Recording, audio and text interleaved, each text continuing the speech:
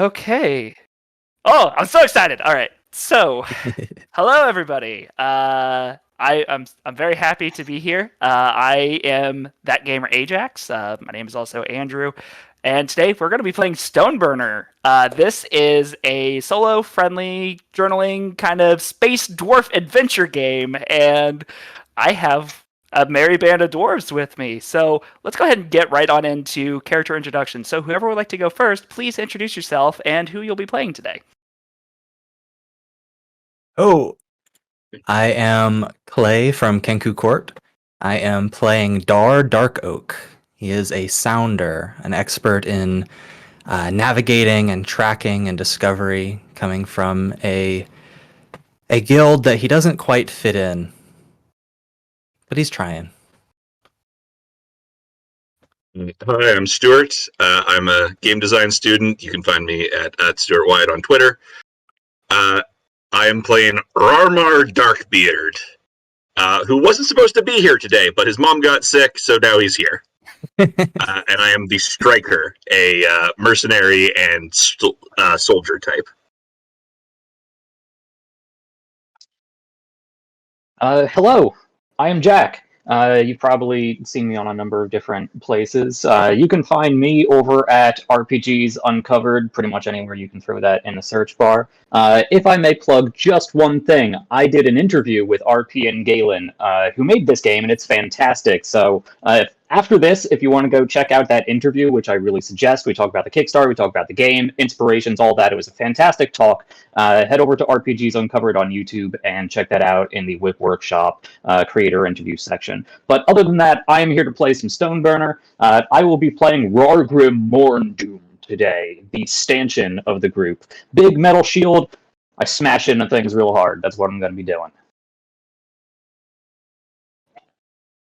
All right, I guess I'll go next. I'm Christoph. I'm playing Orps Yukon, a name I keep forgetting because it was based on a typo that my partner made a couple days ago, and that's why my name is what it is.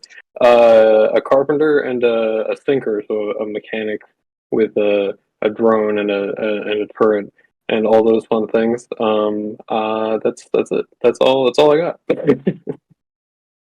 Hi, my name is Jilly. My pronouns are she, her. I am playing Remy or Rumi Redclaw. She goes by either.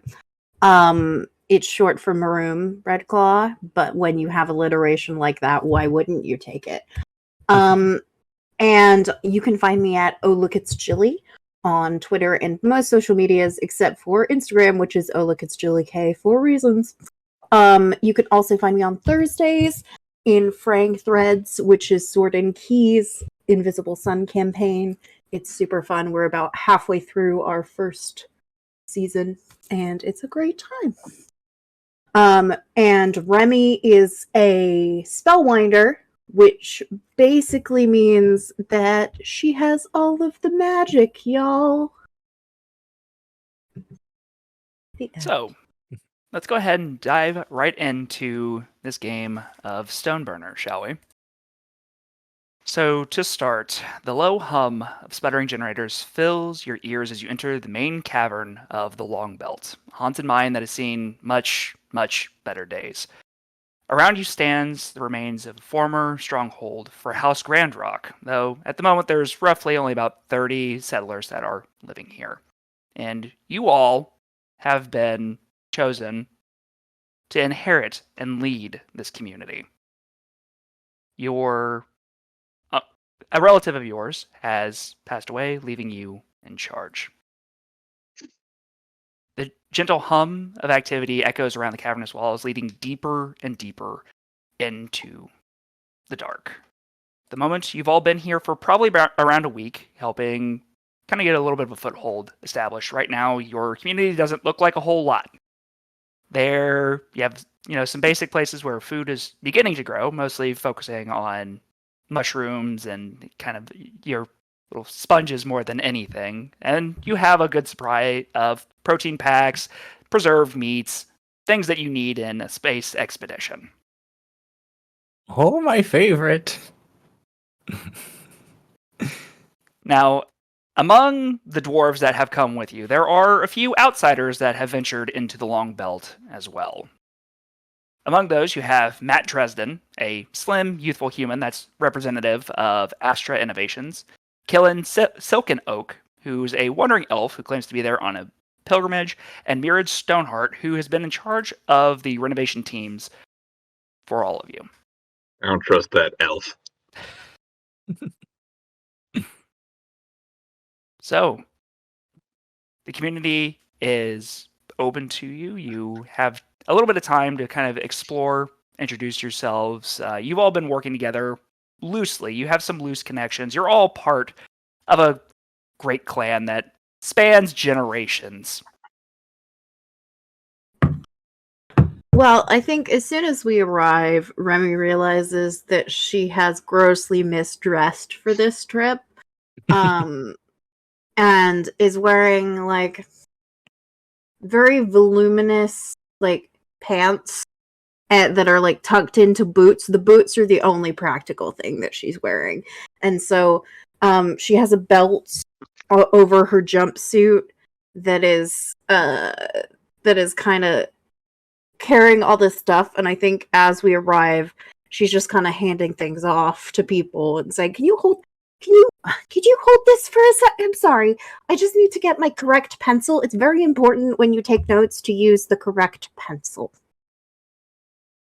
There is a lot of grumbling as people have been working on setting up shelters, and they're just like, a pencil? Fine. You know what? You're in charge. 8 varieties of pencil. It's very important that we use the correct for each circumstance. Also, I would invite you all to describe your characters as well. Kind of give us an idea of what they look like. Yeah, I think reflecting off of the pencil conversation, you see Dar kind of side-eyeing this conversation as he's holding just like a little bundle of chalk, and all of it's like 3/4 used, just grumbling to himself. Chalk's good for everything. I don't need the pencils.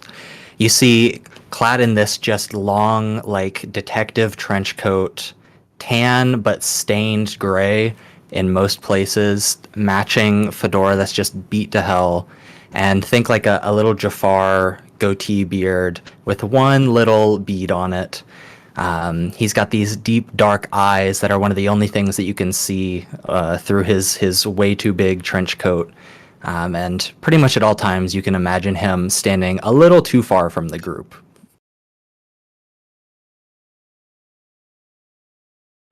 Probably like holding a bunch of the stuff that Remy is taking off. It's just like holding it as though to be useful. Rarmern, who is like this lean and wiry and like has pieces of like armor that looks partially scavenged but like never used, has been like hanging off of a frame that doesn't suit the dwarven military much. He's got this pitch white beard that goes down to his chest and like covers important insignias that really need to be on display.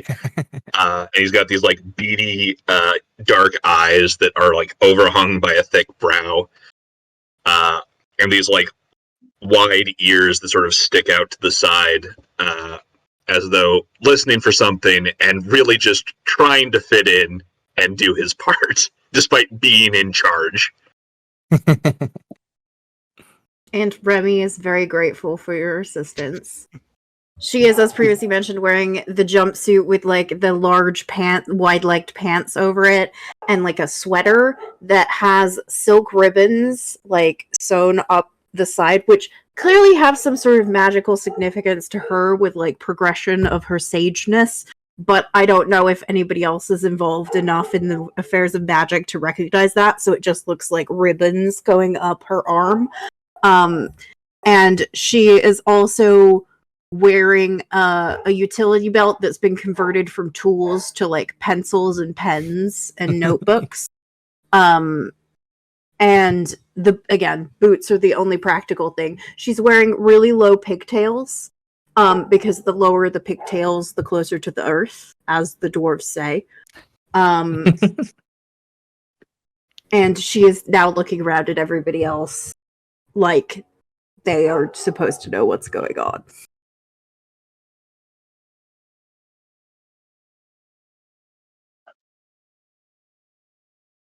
And clearly they do. I think how we all described. Well, you can go next. I'm sorry, I didn't know who was going to go. Whoever. Well, I'll say that Rardrim is probably the last off of whatever transport we took to get here. This relatively short but very stocky, almost wider than he is tall, relatively older dwarven man, not elderly, but definitely up there in the years for a dwarf, middle-aged or so. This sort of pale, almost ashen grayish skin, with just a little rosiness to the cheeks, and probably some sort of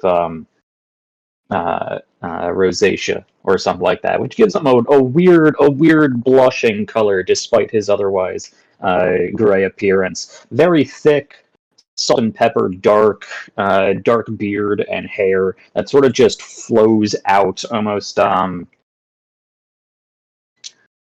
that big guy from the Wizard Show. Anyway, big black hair, big bushy salt and pepper beard that is sort of segmented into multiple pieces with different gems and pieces of metal and maybe even nicely fashioned ornate like leather strips or something. And he is wearing what looks to be maybe functional, probably ceremonial armor of some sort, but it is well polished despite being heavily beaten up and scratched, adorned with patches of gold pieces, inscribed with various insignia of his house, adorned with gems. He is an expensive looking individual, and he's not helping anyone do anything because he has a shield almost larger than he is and an oversized shotgun in the other arm, and he steps off the transport with big heavy boots, looks over to the well-dressed lass of the group. "Ah, you must be in charge of the accommodations here, young lady. Have you prepared my room?" We get rooms? No. Damn. Slacker. We'll have to do something about that. First, fetch me an ale. That's gonna be a no. I'll lean over to whoever is closest to me. Whoever that may be, not really paying attention. The accommodations in this place are sorely lacking. Dar is definitely the farthest, but he pulls out a little flask from his coat and just like tosses it on the ground nearby, pulls out a second one for himself. Yeah. I think Rarmern is like, all right, I'll get you that drink, sir. And is like, goes to reach for the drink and then drops everything that Rumi had. And then like grabs it and starts like tries to scramble. And so there's definitely some dirt in the flask when he hands it to you.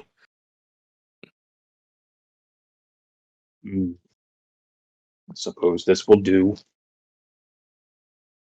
Remy is already taking like levels. She's chipping little things carefully off of the wall. Interesting.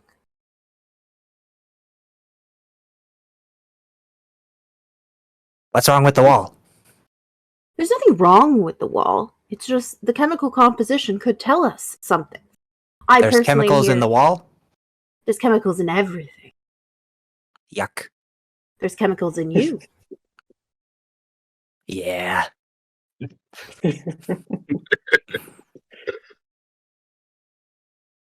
Yeah, I'll say Orps would step out at that point, towing behind them a large, I guess, walking treehouse, for lack of a better word. It's kind of a treehouse on stilts that's just following behind them, without a roof. Just cobbled together pieces. You see on the front of it are two windows, and then on the sides of either window are two large, will look to be pencil sharpeners with sharpened pencils at the end of them, just slowly rotating. And This has changed everything for Remy. Ninth type pencil. Grabs a pencil from one of the sharpeners and offers it to Remy.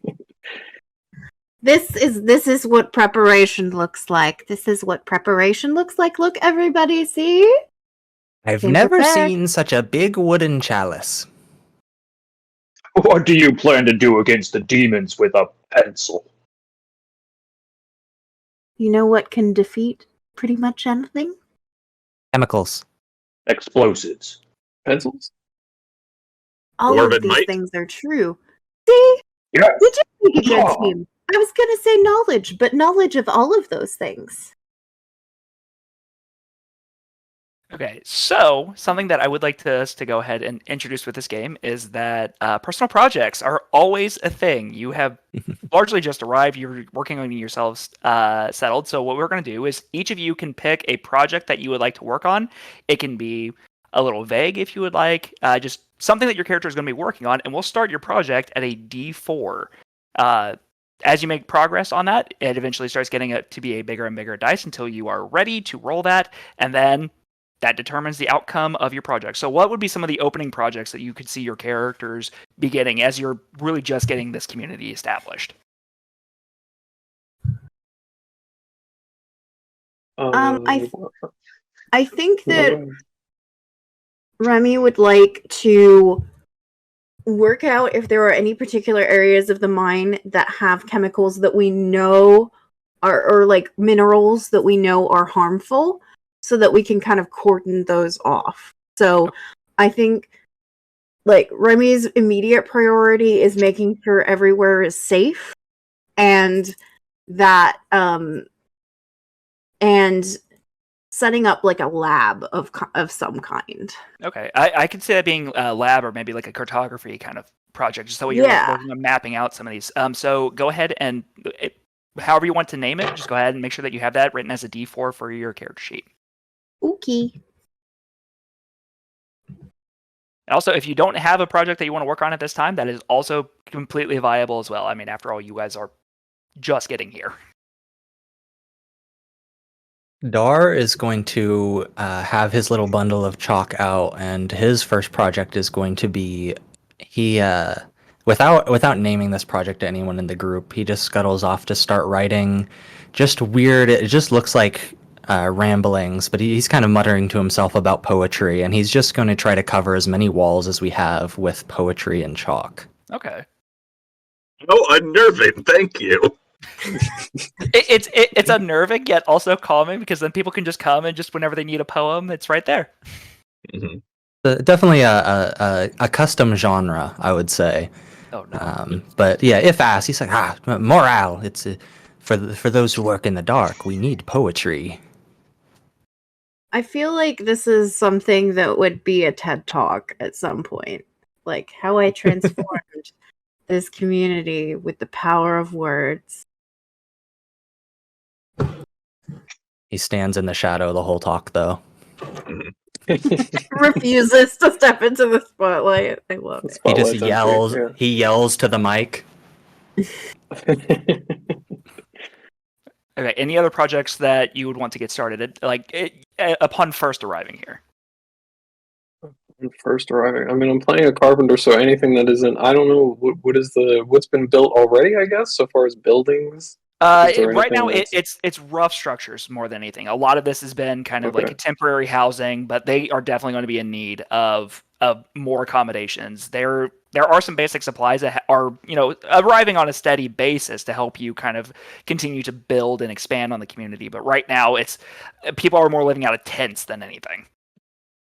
Okay. So I'd probably can I just put housing maybe? Yeah, just absolutely. To help with, okay.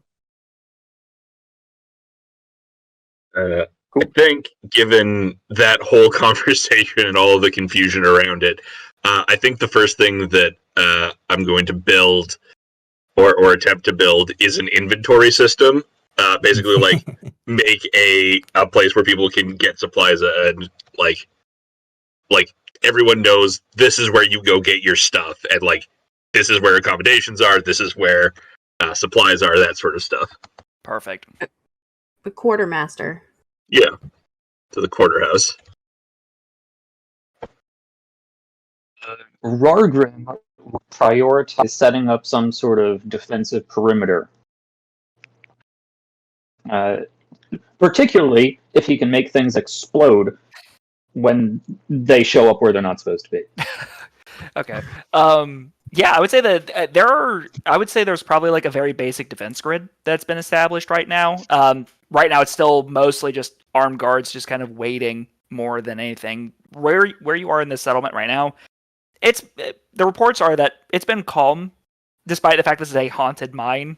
Everybody knows that it's haunted, but what else are you got to do other than kind of wait for leadership to show up? And now you're all here. So go ahead and make sure that you are tracking your projects. If you guys go out on an expedition, hint, we're going to be going on an expedition. If there are things that you feel that would be adding to that, talk with me, and then we'll make sure that we can start stepping those dice up. So the next step, an advancement would be taking it from a D4 up to a D6, and then we'll continue to increase over time. So you all begin starting to do an assessment of this place, beginning on some of the projects that you would like to see completed within the community. But at this moment, you are all approached by Matt Dredson. He is a young human, very clean, crisp suit. Sides of his head have been shaved. He has a little bit of a comb over going on, and you have all heard of Astro Innovation. You're a little curious as to what their intentions are being here. It's a human corporation that focuses more on research and development more than anything. They usually have military contracts and whatnot. But he approaches all of you and says, let me guess. You guys are all the what's the house? The Grand Rocks? Are you the Grand Rock representatives? They've been saying that you'd all be getting here eventually. Yes. That would make sense, wouldn't it? And I will say, despite the fact he's not an overly tall human, he's definitely taller than all of you. He's probably, I'd say, a good 5'6", 5'7", relatively short human, but you all have to kind of look up at him. Okay, look, I'm just gonna. Are you all here for the same thing? I thought this was my mine.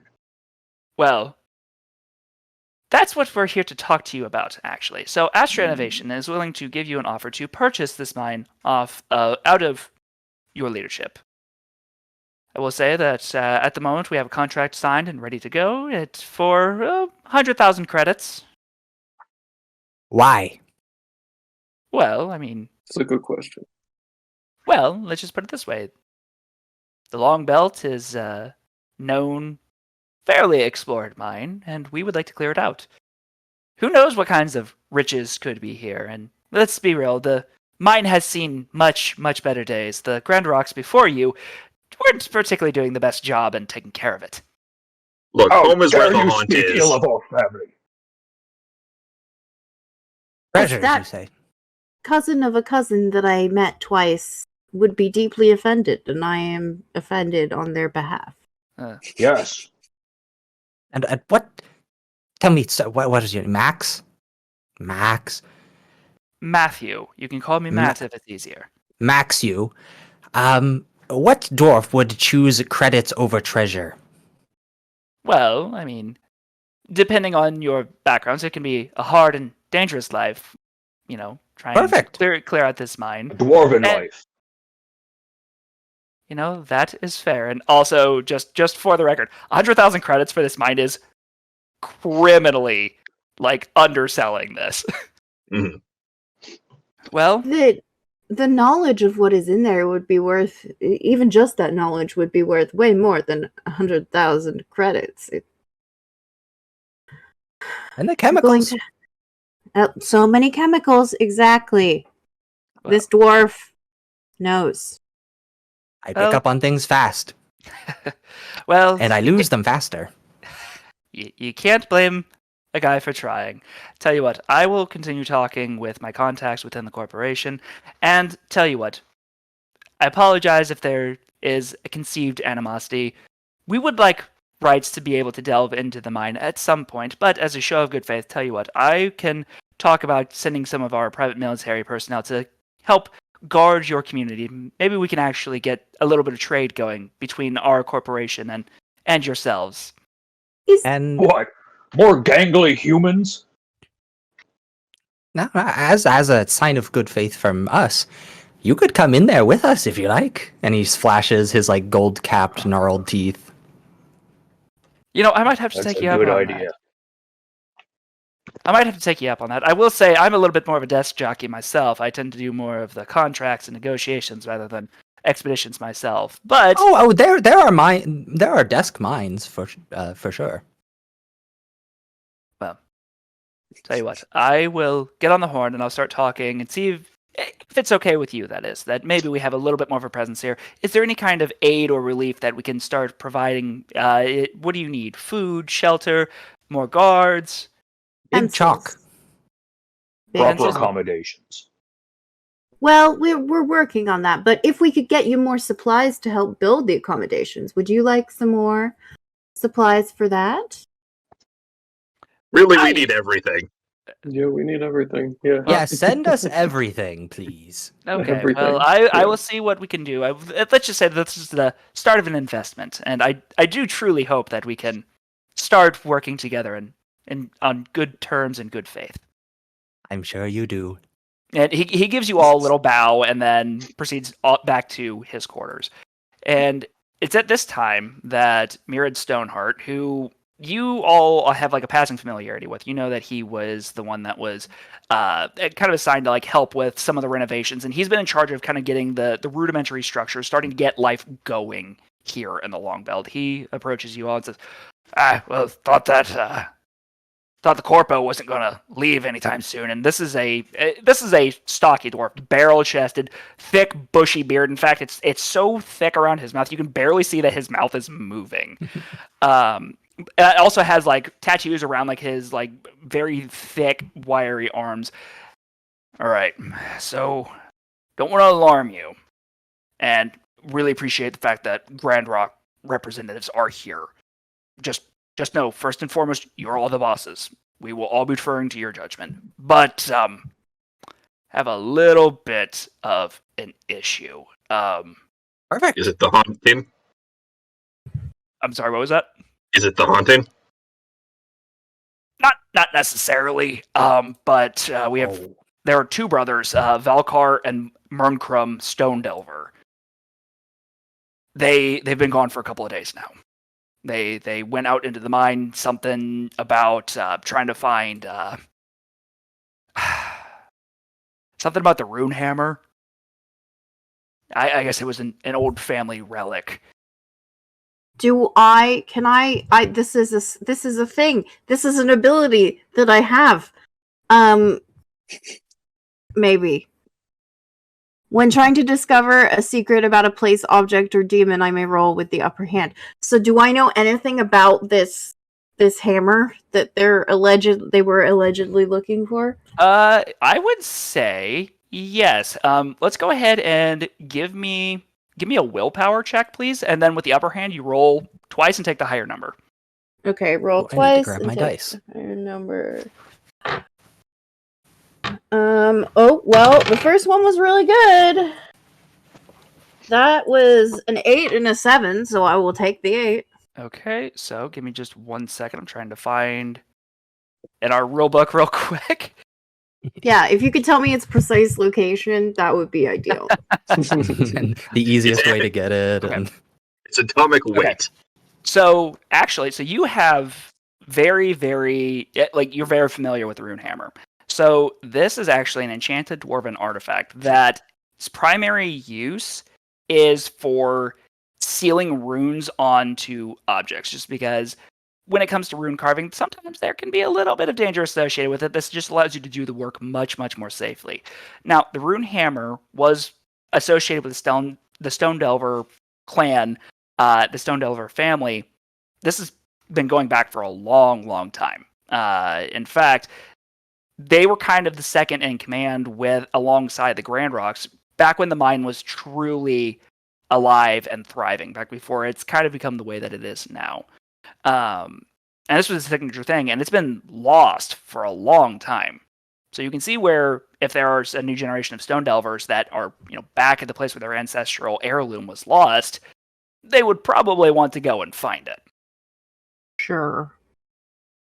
Is there anything specific that points to like it's gone?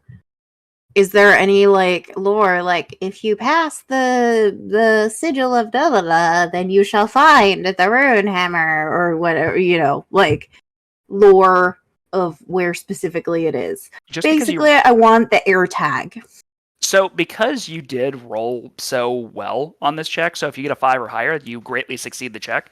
It is going to be that that it was supposedly left in some kind of an enchanted door supposedly protects it.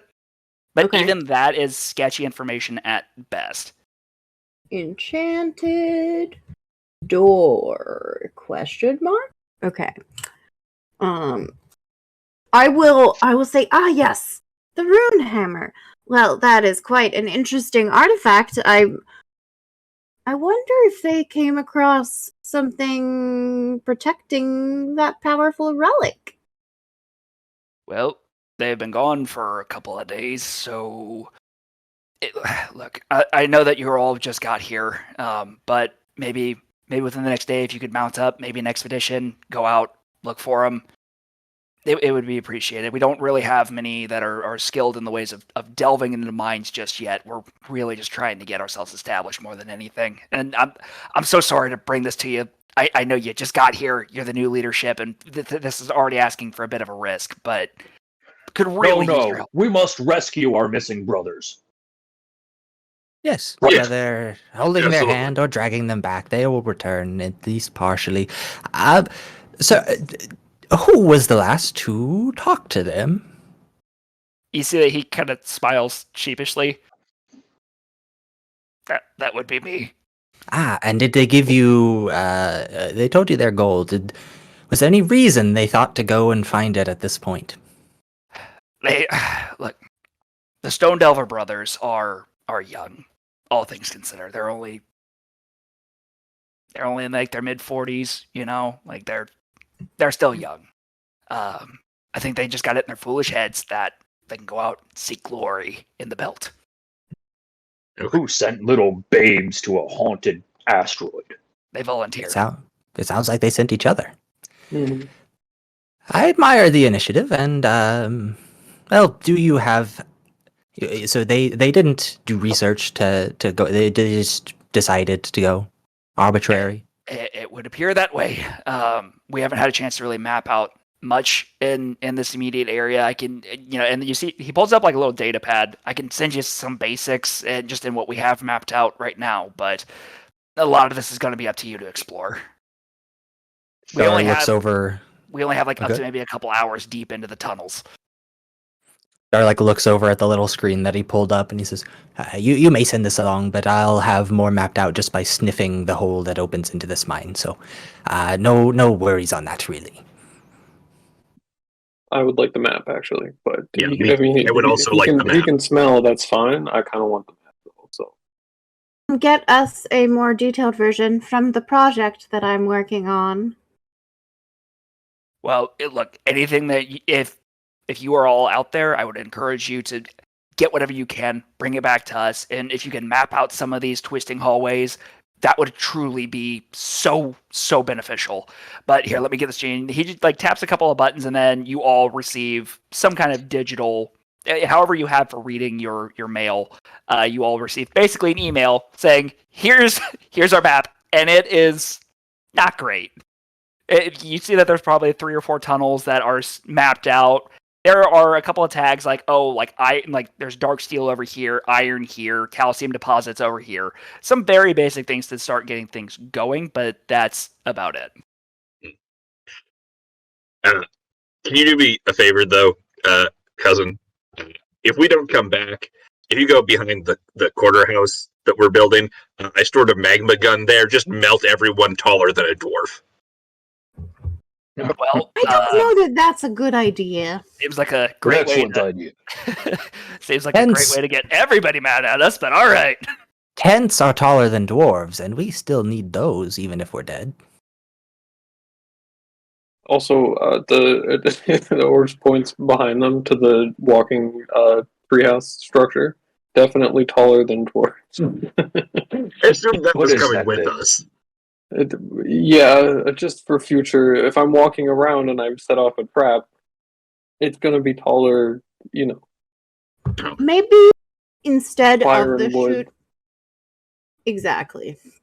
Shoot instead of the shoot first, ask questions later. Let's ask questions now and not shoot at all. I've been trying, but I mean, you've heard we've not got too much more info.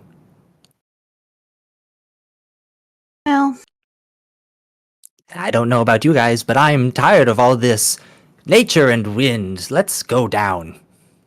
yes, I do think that preparing for an expedition would be the best course. All right. Well, we will get things set up, and we'll make sure that no matter what, as long as you return, we'll have some kind of triumphant meal ready for you. Best that we can offer for the time being. Perfect. Everybody put in your dinner orders for our return. And you see that he turns and points at a couple of other dwarves that are bringing out like a massive, like sealed casket. You two be very careful with that. We need all the ale that we can muster. Mhm. If you drop that, I'm drinking you. He will. Release it. Sorry, how do you drink a dwarf? You want me to show you? On Yes. someone else, yes. Return. Your mic cut out a little bit. What was that? Yeah, we didn't hear you. Perhaps upon our return. Oh, am I? Oh, I'm No, you're You're unmuted. good now. Yeah. Okay. Yes, enough standing around. Yes. Okay. So you all gear up, get everything ready to go, and we're going to start our little expedition into the Longbelt. Hooray.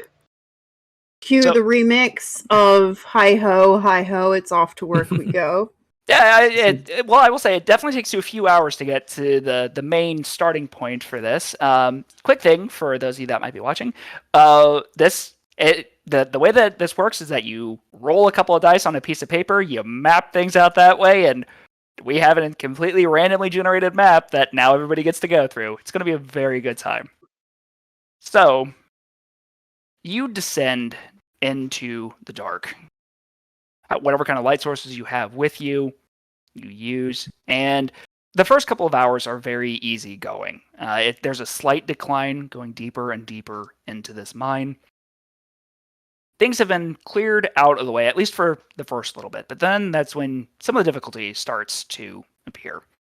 The routes begin to be a little more treacherous. You can see that there's parts that have collapsed. It is a lot slower going once you get through the initial bits and pieces, and you're taking your notes, you're mapping things out as you're going. But eventually, you enter into an open cavern, and I do mean open. There is a hole leading up to the surface of the mine, and before you is this crashed ancient ship. Yep, you said. Yep, there is an old ship. Just looking at it, you can tell that this is a craft of goblin design that it's probably at least 100 years old. Seems like this would have been one of the first things to salvage. Seems like, why are you just leaving it here? Or even tell us about. Salvage. Goblin. Is it on the crap? map? No, this is not on your map. You are currently in unmarked territory. Already on This is our blemish on our territory? new land. Should just Yeah. blow it up and be done with it. They did. I mean, they did say they hadn't gotten very far. I guess. They're just in the ship. They've just been in the ship this whole time. Just been in the ship. They were like, "There's a corridor, but it's too far. We'll just wait here." Well, Just want to hear a loud crashing noise, and it sounds like crashing metal. But just even looking at the ship, it's been here for a long time. Okay. It is covered in dust, and there's a very, very low hum of electrical systems working further into this chamber. Still works? That's wild. Oh.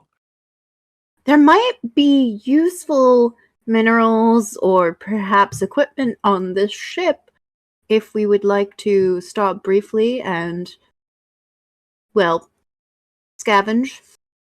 You see that Dar is looks like a dog on a leash, just like, oh, no, we're going to check it out. I will add to your point about blowing it up because of the goblin crap and all that. Well, they are not good at making stuff, like us, obviously, but often they are good at taking stuff. So, maybe they have stuff to take. Maybe they took some of our stuff. We do need everything as well, so going in, not a terrible idea. They might have pencils. Yeah, definitely need more pencils. You don't threaten me with a good time. With I that, think- oh, go ahead. I was gonna say, I think Remy will see if anybody else wants to go first, and if not, we'll take the lead. Dar is ready to go. You see, he puts on what looks like old beat up sunglasses, and he takes out a little bottle, and he takes out this little packet, and then he just starts walking over, and he has activated his scanners, which are one of his facets as a sounder. Okay. So scanning onto the ship, you can see that there's not really going to be like the easiest way of getting in. You see that there's a partially open door, but it does seem to be stuck. But the scanner also does reveal that there are some barely functioning electrical components inside. Are these components, can I tell, are they like for activating the ship, are they like traps that were laid on top of it? Like, I'll say that you can see that it's keeping the systems barely going. You might be able to like pull up like a data log on like how this thing got here in the first place. And they're also just like, you can kind of see on the inside. It's almost like kind of going X-ray mode, right? It's a little difficult for you to kind of tell what all might be in there.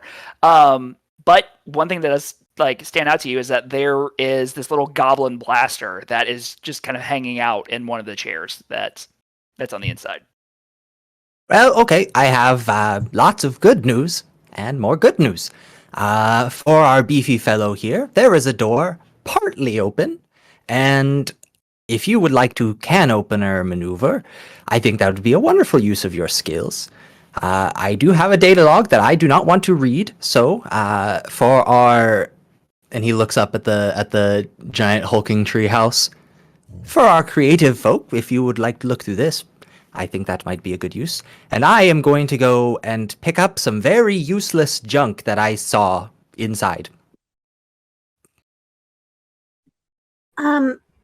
Did you see any, as a subspecialist in demonology, did you see any signs of what perhaps caused this crash?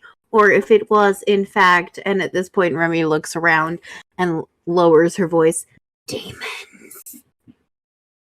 I did not notice any demons.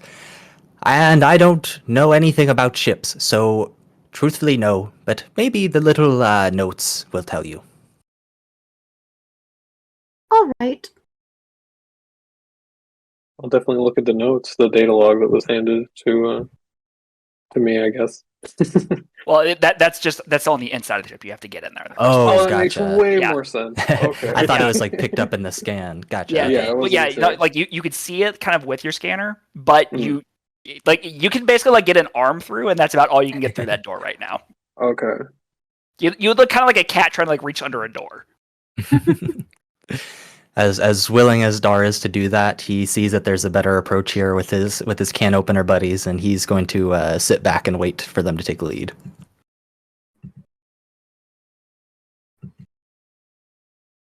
Yeah, I guess I'll hop down and see if there's a way to get in that doesn't involve a wider opening would be good. Is that Yeah.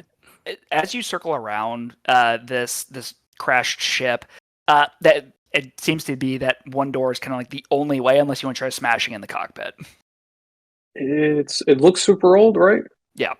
It's pretty Well, it is super old, as you said.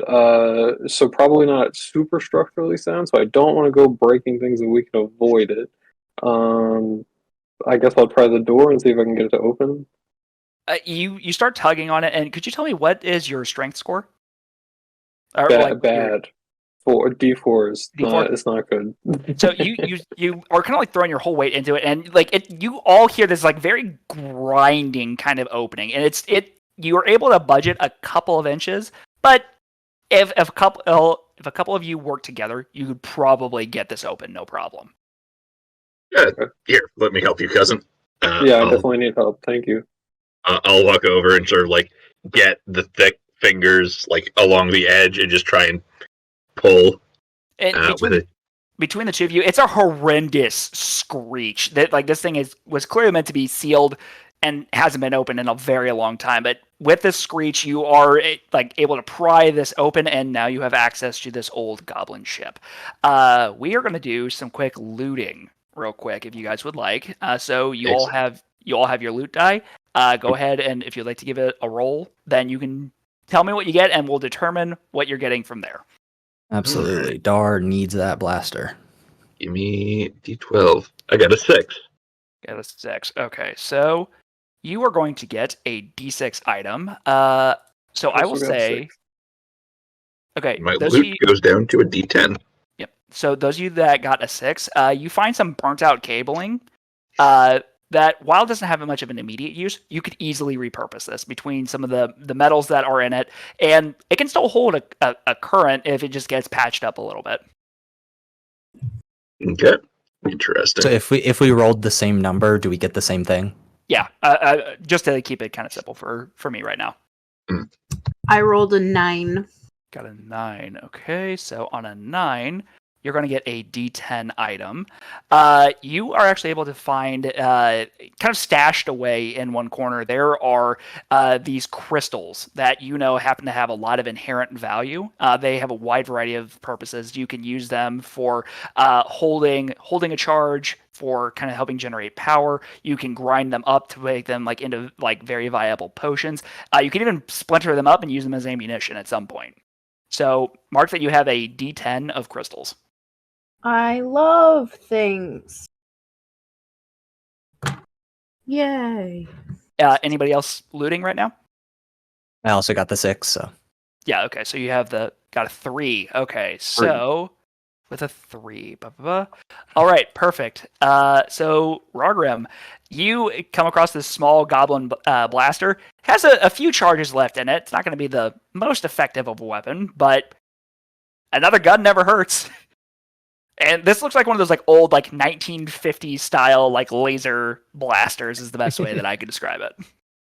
Does it look like super shooter?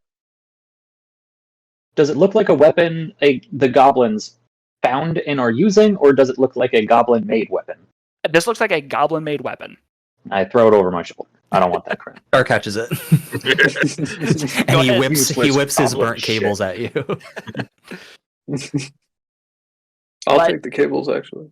Okay, so you all have your loot. However, you see that there's just the barest amount of power that is here, and as you're searching there, you find this old kind of ship manifest, and it describes that there was this crew of goblins that were headed to the Longbelt at one point in search of valuable minerals, but along the way, the crew was ambushed by pirates. They managed to fend them off, but a lot of their power was drained. A lot of their defenses were wrecked in the process, and made it so that way the last thing was, we're going down. There was a small SOS that was sent out, but based on the date that this was, nobody would have recognized it. Nobody would have realized that it was going on at that time. Like a distress signal, distress beacon type of. Yeah. Gotcha. And there doesn't seem to be any kind of trace of survivors. Dar just has found his way to one of the bigger walls inside the ship and is just writing in chalk. What are you find writing? the bodies of the crew? There are a couple. There's 2 skeletons that are in here, and very kind of old-timey looking spacesuits, just because they, again, Goblin ingenuity, nothing compared to Dwarven, especially at that point in time. But there are a couple of very small bodies that are just skeletons remaining. Well, it seems like we found everything that will be useful here. Perhaps in the long term, we might scavenge some of the metals from the ship and some of the larger pieces, but if no one has any objections, perhaps we should continue on our search. Yeah, we can get those folks at the surface to come get this. Nice, easy job for them. It really was just around the corner. I'd say we blast what counts as a reactor in this thing. Get it off of our asteroid. Waste of ammo. And cave-ins also. That's not gonna go well, probably. Sometimes when things explode, they cause more problems. That hasn't been my experience.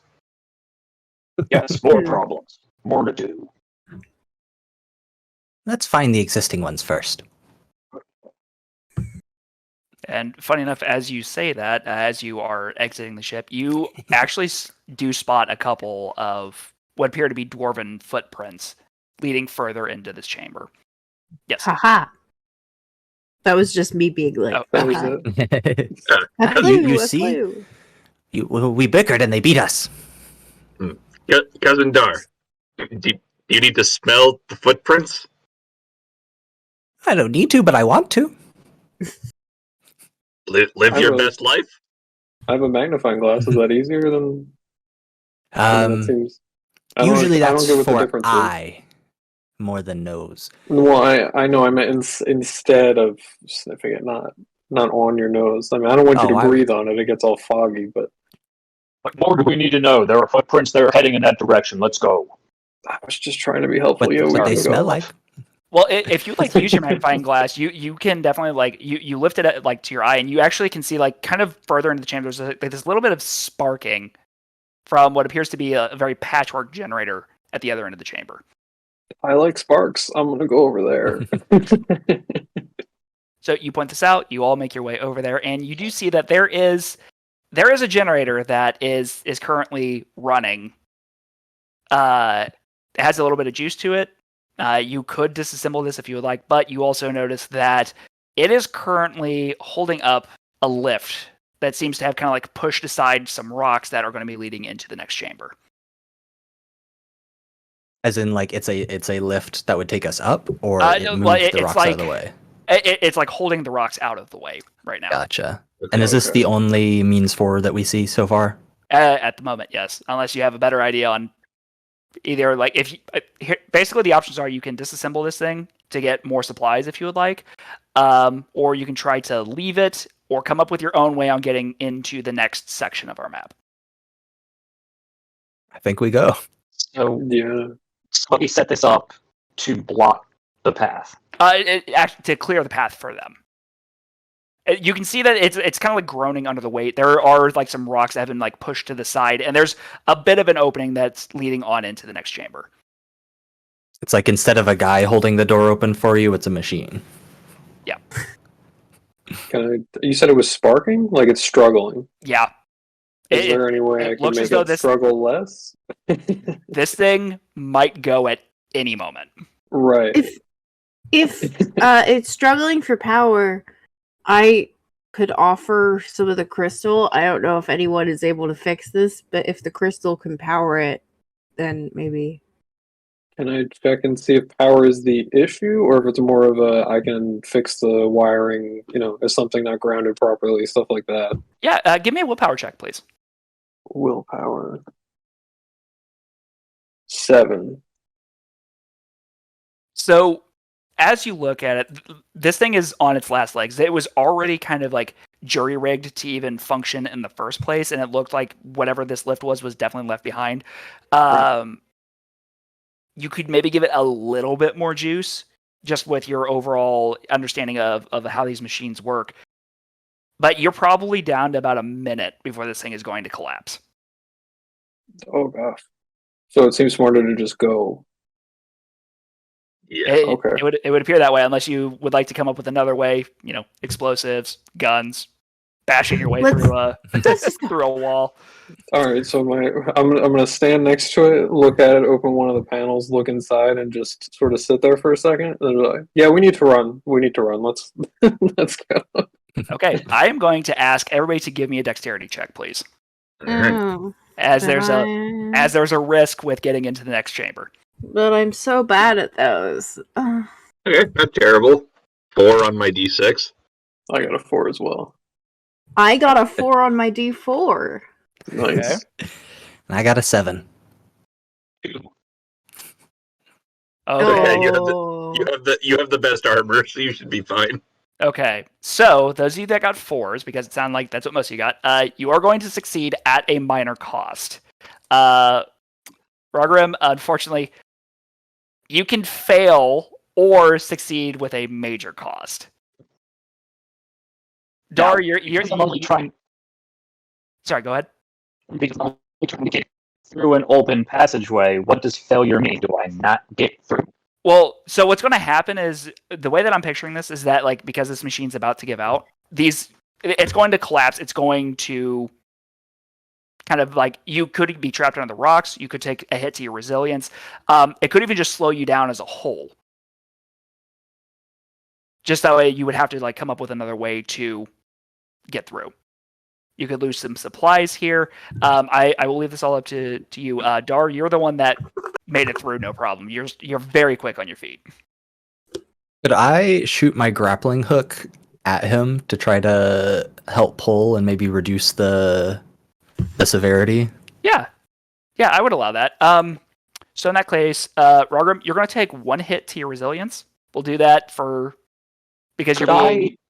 Go ahead. Could I approach this in a way that is better suited to my strengths? Instead of just trying to run through, can I move through with my shield and just try to prop it up as I go? Yeah, you know what? Let's make that a strength for you instead. All right, that works a lot better. Well, that's 4. Okay, so you'll still succeed with a minor cost. Those of you that did receive a minor cost, we'll just say that like the rocks are beginning to kind of tumble. Rogrim's shield is able to take like a lot of the beating and the blow there. However, there are like bits that are kind of like hitting you. You're all going to take 1 hit to your resilience. And so we rolled these abilities. We all decrement 6 dice. Yes. When you take down resilience, it doesn't step down like dice. It just goes down like normally. Like it goes down by 1 each, like HP normally does. Yeah. So it's not a die roll? So resilience is going to be this is like your physical health. If your resilience gets reduced down to 0, you become vulnerable. If you take another hit after that point, that's when things get really bad. No, I just mean when I reduce resilience, it just goes down like HP, like subtraction. It's not stepping down die types or anything like that. Okay, yes, that was it. Okay. Sorry, I overcomplicated that question. My bad. I mean, you answered probably another one I'll have in the future, so it's fine. Perfect. Okay, but you are all able to make it through as the tunnel collapses behind you. You'll need to come up with an alternate way on the way back, but despite some bumps and bruises, you're fine. Mm-hmm. What do we see ahead of us? So, perfect that you asked that, actually. So that is where we're going to move, and you have successfully completed the first section of your expedition. We're moving into section 2.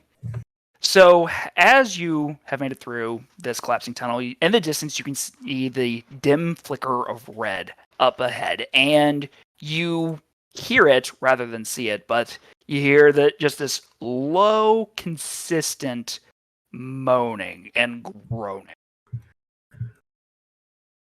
Does it sound like a metal groaning or like a demon groaning? This sounds like it's coming from it's not structural. It sounds like it's a person or a thing. I'm going to... Oh, go ahead. No, go ahead. I'm going to crack my grenade launcher and just start stuffing grenades into it. Oh, you also picked up on the fact that we found a friend. That's the Does spirit. in my professional opinion, sound like demons? Yes.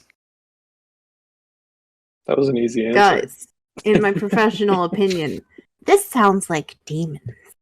I stuff faster. And in my professional skills, I will find it. Is that? I don't. Do we want that? That sounds like the easy part. I mean, we can hear it. I want that. Okay. You want? Okay. All right. Well, Do try and be careful to not collapse the caves onto our heads, would be my preference. My gun does not explode. I'm not worried about your gun and more worried about the people who keep expressing a desire to explode things. Look, things explode. This is just the way of life. A pile of rocks has never been a challenge to a real dwarf. that can't be true. Small. I'm very, very small. Can we actually? How high are the ceilings? Like, how high are the? As just a reference of the area we're in. You know what? I'll say that for the tunnel that you're currently in, it's probably it's a good like 10 by 10 feet. Not high then. not overly. The chamber that you came in from seemed to be kind of like more of a natural cavern. It was more open. This is something that's a little bit more like somebody worked on this at some point. Right. And there's just that faint red glow coming from up ahead. Don't like that. I don't like that. I'm sure that's perfectly fine. Well, I'm sure. Dara's... Good. Well, I suppose if that's the case, we can all wet our pants and go. If you want, you can. I charge forward. Remy Take my shield and I charge forward. Taps her magical runic pickaxe staff on the ground, which is the thing that I have in my inventory. And it glows with like a sort of vaguely pink red glow as the fire rune lights on it. And she follows with her tiny little legs. All right, so we're all just charging into the next chamber? Is that what I'm getting out of this? Everyone except Dar, who's going to settle down on the wall for a quick poem and catch his breath. All right. Okay, so Dar, you're going to start out initially outside of this. So as you come, are there battle cries or like I'm assuming we're not being subtle about this, right? Doesn't sound like it. I think when people started taking off, Remy accepted that there was going to be no subtlety to this. That's about where I'm at, yeah. Okay. So Ramern is singing both off-key and off-lyrics a Dwarven battle song. I love it. So, Rugrim, because you were the one that took off first, you're going to be the first one that enters into this room, which means that we're also going to be starting initiative with you. As you kind of come running around this corner, there are stalactites and stalagmites that are everywhere around here. And you see that there's this glowing red portal. Now, what first catches your eye is this kind of smaller demon monster. It's only about your size, actually, but just kind of sitting there, like almost like swaying a little bit, and just.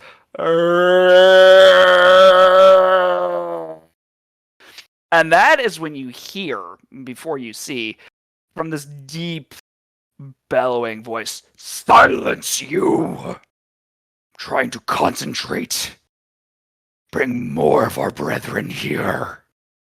And then that's when you see what appears to be a small mountain move in front of you, as there is this towering, flaming demon lord that is offering its natural flames that are emitting from it into that red, eerie glow. So, Rugrim, what would you like to do? Okay, so we're fighting a mountain, a flaming mountain. Well, to you, it seems like a mountain. Realistically, this thing's probably about 9-10 feet tall. Okay, that is a big difference between a small mountain. All right. Also, this room is much more open compared to like this is another one of those like natural chambers that you had come from. This one probably is a good like 30 feet in any given direction, probably 50 feet wide.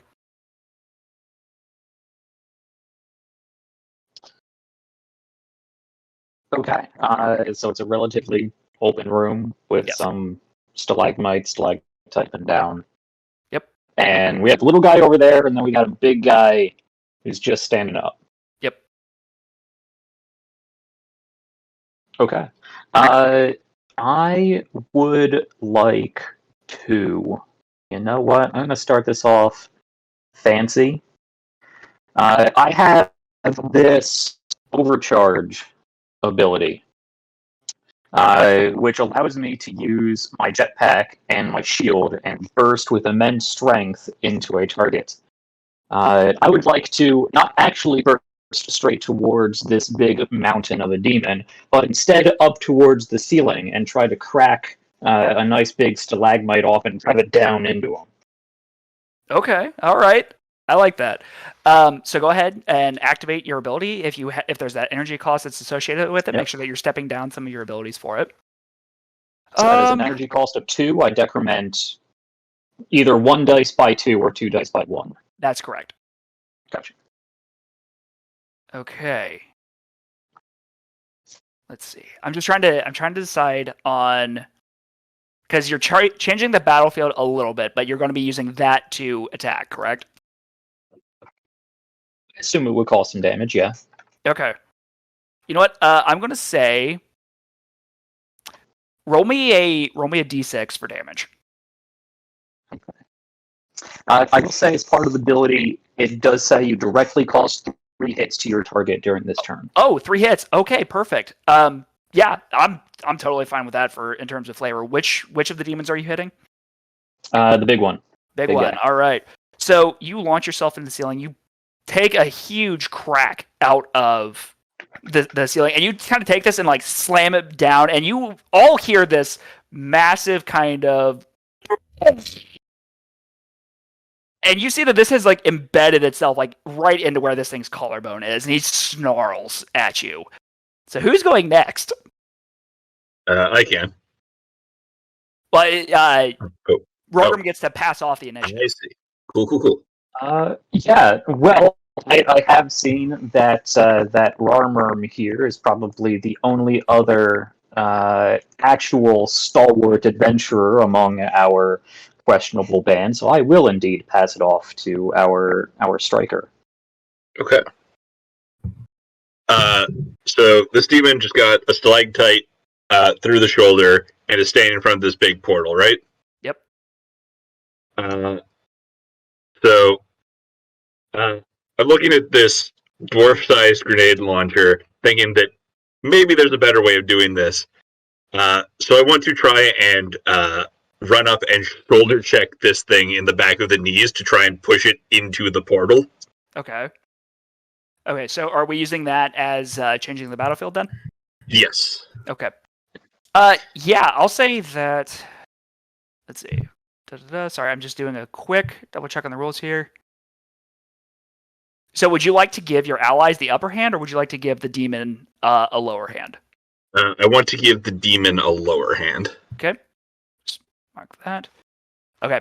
So yeah, it's easy enough for it, like as it's distracted from basically getting a rock shoved into it. You come sweeping up and you like slam into the back of this knee, and this thing stumbles and is like kind of starting to falter its way back towards the portal. So its next roll is going to be with disadvantage. Who would you like to give the initiative to? Let's give the initiative to Rumi.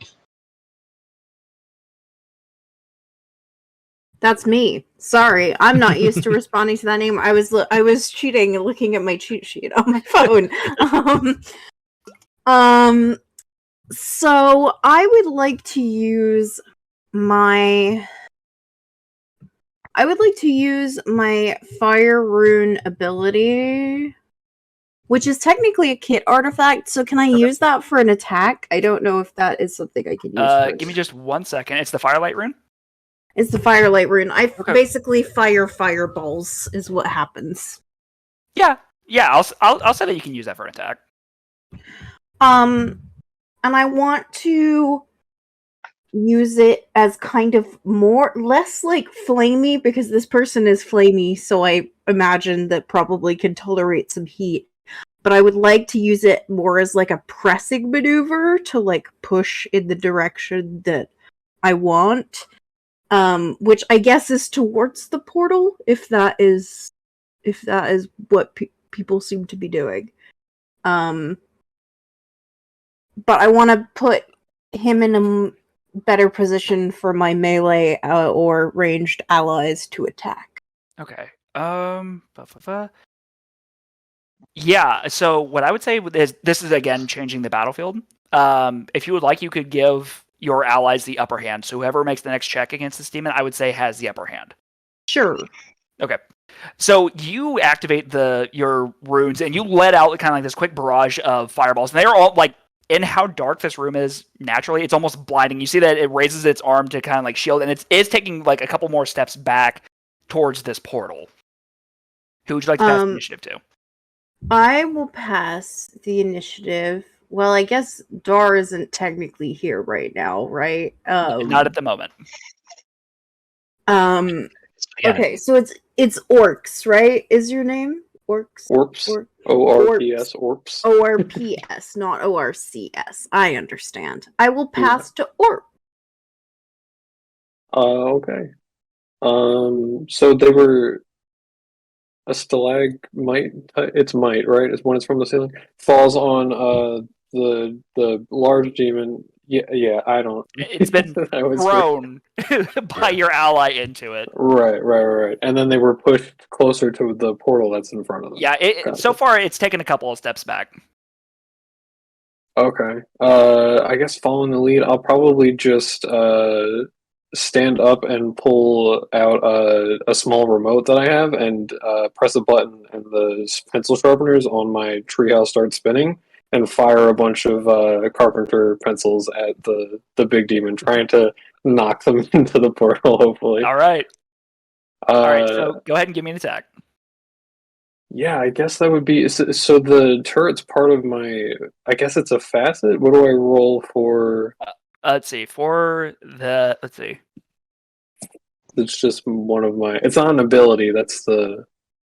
Yeah, anytime that the facet requires a roll, it's just whatever skill you think fits it the most, because they're not like... They don't specify, really. Yeah, I think you get to pick, as long as I assume you can narratively justify it. Okay. And there is something about facets providing upper or lower hand. Yeah, that is. I think that's one of my abilities does that, but this is just making an attack with something that the kit comes with. So I'm just. Okay. I'm not. I think flavorfully anything that you pick facet wise to do your attack with, you just do a normal attack action, which is just whatever skill you think fits. But I believe usually it's dexterity because it's aiming. I guess it would be aiming. Yeah, that would be my assumption. Yeah, that would make the most sense. So I'll go with that one. Gotcha. That is a 3. Okay, so on a 3, you are going to do 2 hits. I'm assuming that you're hitting the big demon? I'm trying to hit it and like knock it into the portal ideally, but that's kind of 2 things. Okay. All right. So far you've opened with. So far this thing has been knocked back a decent number of steps. And you see that like its right arm gets kind of like knocked back into the portal. Who are you passing the initiative to though? Because now you have to pick. Dar, right? Dar is currently not in this round of combat. So you have to pick one of the demons. I guess the little one. All right. So our little moaning demon monster. He's just a little guy. Just kind of a little blob than anything. But let's see. He is going to go after our striker and is going to swing with his little D4 of power. Mm-hmm. He's doing his best. Yeah, you know what? He is trying. So I got a 2. You are going to receive 1 hit. Okay. So that is against your resilience. Yep. So I'll take it down to 3 resilience. As you're like busy like trying to shove this bigger demon back, you get a little distracted, and then that's when you feel this almost like oozy burning as this thing like reaches back and punches you square in between the shoulder blades, and then just the whole time just. Which then, this is what fighting's like. And then I'm going to pass over to the Demon Lord, who has the lower hand. Really, really did not appreciate the fact that Rogrim decided to slam him with a big thing. So what I'm going to do, so this is a bit of a bigger guy. He has a D6 of strength. I'm going to step that down to a D4 in order to activate his ability. Just 1 second. Fear. As this thing pushes its arm back out of the portal, it makes eye contact with you, Rogrim, and you are affected by fear. You are unable to act during your next turn. So that's going to finish that first round of combat. And I'm going to pass it to Dar. So that way, Dar, you at this time you're running into the field. You do have an action to take. Cool. Dar is going to run in, or kind of jog in, and he's going to come out of the little tunnel and seeing just like rocks toppling and everyone piling onto what he thinks is a mountain as well at first. He is going to plop down in the shadows, pull up his cloak, start unfolding his folding rifle, set up, and use his action, which is called Centered. It has a 0 cost, and basically he is going to start lining up his shot, looking through the scope to see what all there is that he might go after. And I'm not sure if this would be an extra ability, so feel free to say I can't do this as well, but can I just look at the portal and see if there's like some sort of mechanism or focus or glowing crystal or something? Not that you can see, but you can see that there are like runes. Now that like you have a better sense of like seeing this demon, you see that there are runes that are kind of like carved like into like the back of its like hand moving down its arm, and those are currently lit up. It seems as though this thing is maintaining the portal. Gotcha. Cool. Okay, well, that is his turn, and I think he's going to pass it right back to the mountain guy that he's looking at. Okay. So in the meantime, this thing is starting to get very, very annoyed. It just got fireballs in the face. You see that it actually breaks off like a big part of the stalactite, like tosses it a little bit and just goes, "Your turn." And is going to throw it at Rogrim. You know what? I'm feeling a little generous, so I'm going to do this as a way to change the battlefield. I'm going to give you a lower hand as you're able to get your shield up despite your fear, but it does like knock you a couple of steps back, and you can feel like your arm is shaking after that hit. Your entire arm is numb, so you'll have the lower hand on your next move. I'm feeling generous, so Rogrim, you're up. Unfortunately, you're going to have to skip your action this turn, but you get to dictate who goes next. Okay. Yeah, so Rogrim being overcome with fear, I don't think means that he turns tail or cowers or anything. I think it's exactly as you said. A realization of how dangerous this is sets in his face, and he actually slams his shield down and makes sure to dig his back heel into the ground, just tries to set himself. And I am going to... I think I'm going to again pass it over to my brother-in-arms, Rarmer. Okay. Something has happened to your mic. You're warbling in and out. Is it? Wrangling. I'll play around with it. Yeah. Sounds good now. Rarmer. Yeah, now you're clear. All right. Technology. So I've got this neat artifact. That's my Shaka rune. Which is my grapple line is electrified and immobilizes. Oh no! So this guy who is distracted with our stanchion over here is going to get a grappling hook shoved directly into the chest and then shocked with electricity. Okay. You all hear a howl of pain as you see that like this thing is sitting there just getting shocked, like entire body is just shaking. You can even see like a little glimpse of skeleton, actually, and just almost like comically, just like. Yeah. And I think that's probably an attack, right? Let's see. Does it cost you anything to be able to activate that ability or that rune? No, it's just part of my key artifacts. It's a D6 artifact. Okay. Yeah, you know what? I'll say that's definitely that's an attack. I mean, you're just pumping it with how many thousands of volts of electricity? Yeah. I think I'm going to use my grit on this. Okay. So instead of rolling a D6, I'll roll a D12. All right, that's a 12. Okay. So that is another 3 hits on this guy. Yeah. Okay. He's starting to show some wear. He's not having a very good time. All right. And we're going to pass that to Orp. Oh, that's me. Okay. That's dwarves. looks scared. Does he look hurt as well? Just temporarily stunned, it seems, more than anything. Okay. No, there's not a lot of blood or anything. Not yet. Not yet. Good. Not yet is good. Yeah, I think I'll take another shot with my carpenter pencils to at the big one. All right. Who seems to be causing problems. All right. Which I guess is dexterity again, which has gotten really low, but that's what I got. All right. I rolled well though. I rolled a 4. Perfect. So you deal an additional 2. And as these pencils are just kind of starting to like pierce, and you see that now there are like bits of like almost like magma-looking blood starting to like leak out of this thing. Between the shocks, the pencils getting slammed with a rock, not having the best of time actually. Who would you like to pass the initiative to? Who would I like to pass it to? You have Little Demon and you have Remy.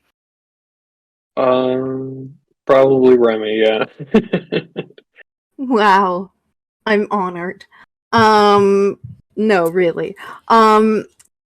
So I'm gonna potentially ask you to make up some lore on the spot, and if this doesn't work, it's just like all my years of TTRPGs have been leading up to this moment where I want to viciously mock a not trademarked, by the way, just in the general sense.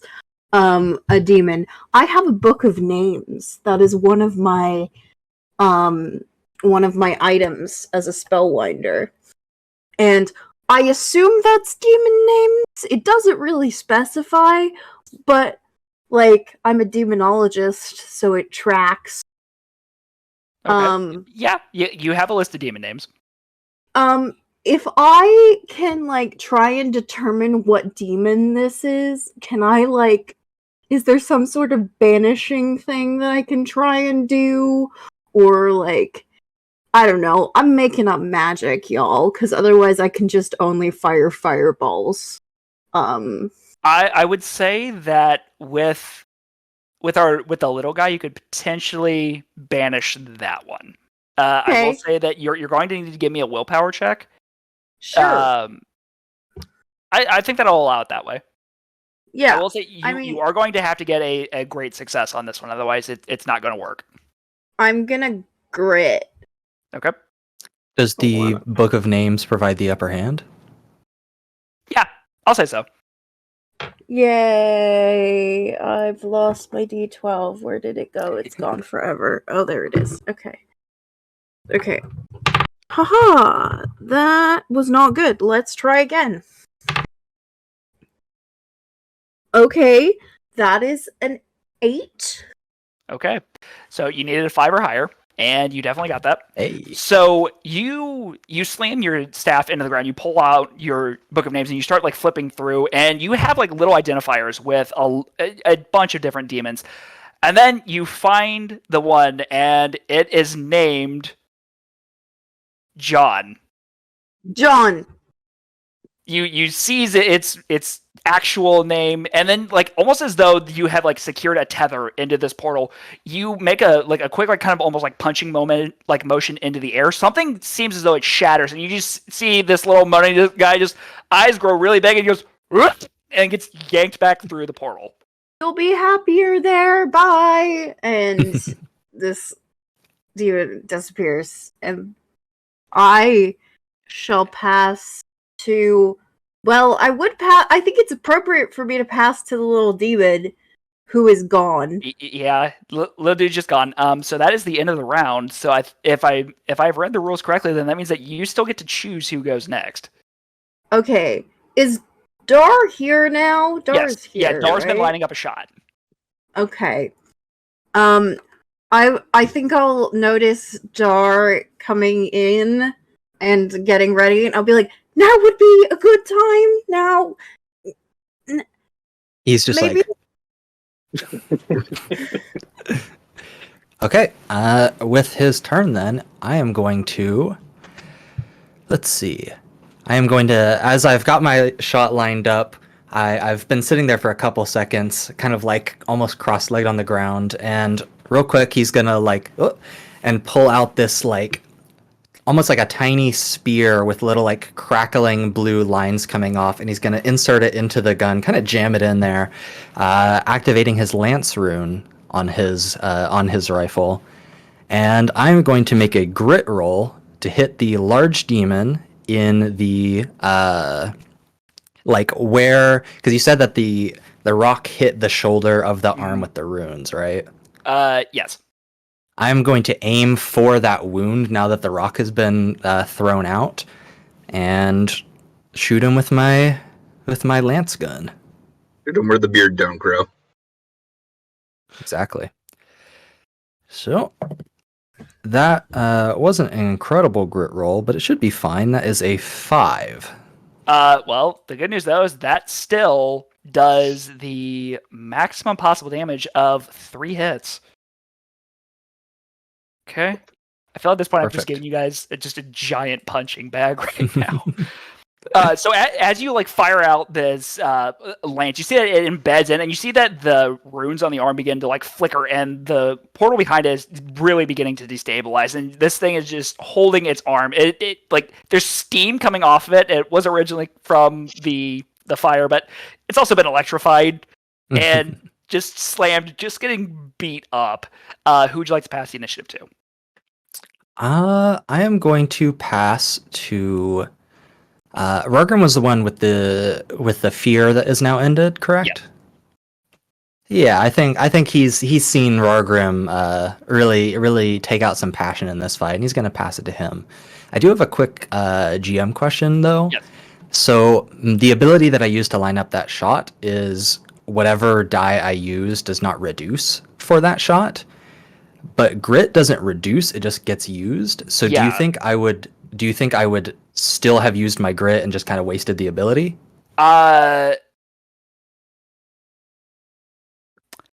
Unfortunately, with this combo, I would say so, just because grit is one of those things that you do have to rest to be able to get it back. Right. Okay, cool. We're learning. It's really cool, though. Yeah. It fits. All right, Rargrim, what do you got? Don't forget, if you're doing an attack, you do have the lower hand. Yep. Okay, so this guy has taken a number of blows to a very connective region of his rune-covered arm, right? Yes. All right. Yeah, you let me know if I'm going to be able to pull this off, and it's completely fine if I can't. I would like to actually sort of stow my shotgun, and I want to get down real low, and I want to jump up, and I want to slam my shield down into the wound in his arm, and just try to take it off. Oh, yeah. That's pretty sick. Yeah, that's great. Yeah, I'm going to say that's unless you seriously want to impose the lower hand on this guy, just go ahead and give me an attack roll. Okay. Now if I use grit with the lower hand, I roll 2d12, take the lower? Yes. Okay. I'm going to do that. Between using my ability and holding back those rocks, all of my skills are down to a d4. Doesn't take long in Breathless games. It's gonna suck when 3 of us have used our grit already, and this turns out this is the like minion of the actual bad guy. Oh, I think Jack, it's more than one of those that. games. Like at least 4 of us have, Oh, because yeah. Oh, good. Some right, of us you have used used. 6. I'm sorry, could you repeat those numbers for me? 6 is the lowest. 8 and a 6. Well, that is still enough for you. See that Rorgrim, like steals himself, launches up in the air, brings this heavy shield down, and just cleaves this arm right off. It like collapses with a thud, and then the portal behind the demon just shudders out of existence, leaving you all kind of in darkness outside of the flames that are off of this demon. Demon's not looking great. Still standing, though. I would like to point that out. And who would you like to pass the initiative to? I think I'm just going to land, stare back at this demon man, and pass it right back to our now armless demon. Okay. You just kind of like sitting there, just like glaring at all of you, and then you see that like the flames kind of like erupt and like cauterize the wound next to it, and you all get that little whiff of burning flesh. I can still take you. Let's see, who's been the most annoying? It's so hard. I have 5 targets here. Prove it! Orps. Yeah, You see, this thing is going to just come like stumble over, and it's just going to bring this massive fist, and is going to attempt to smash into you. Let's see, I've got him down set to a D4 for strength. That is a 3. So you are going to take 2 hits on your resilience as he slams into you, and you see that your turret like tried to like block a little bit of the blow for you, but like just kind of like punches through. You get like slammed by this fist, and there's like splinters going. Your turret's still fine, all things considered. You can patch it up, but it was still a fairly sizable hit. Okay. Let's see. I am going to pass the. You know what, Orps, you're up. So smashed up my treehouse, and my turret's kind of messed up. Ooh. Okay. Let's see.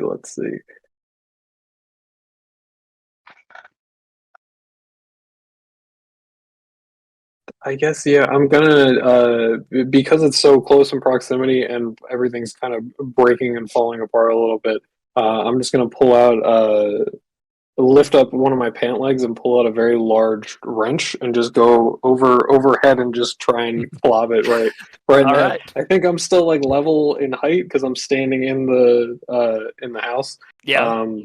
And just try and whack it. And I guess I'll use I'm just gonna. It's gonna be bad regardless. Everything's all the way down. It has to be strength, so it's just gonna be strength. Oh, that would be a 2. So yeah, for a 2, so you do 1 point of damage to it, and you all hear this like nearly comical thunk. Yeah. As you bring this wrench out and you just smack it in the head for 1 point of damage. Just hits it and then just holds it and looks around nervously. All right. I guess holds it back behind your back. Yeah. I'm gonna go. I see. I don't think Dar hasn't gone yet, right? I don't think so on this turn. No. Okay.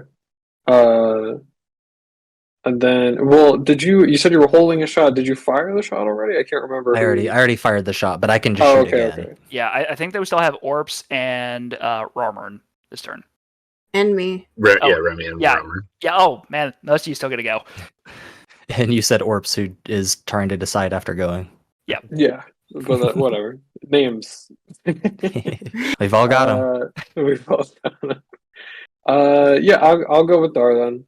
I'm looking around, looking at somebody who can do more things than me hitting it with a wrench. Dar can slightly do that.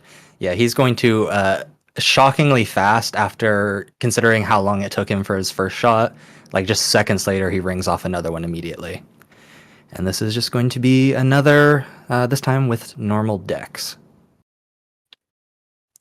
Well, he should have taken his time. That was a 2.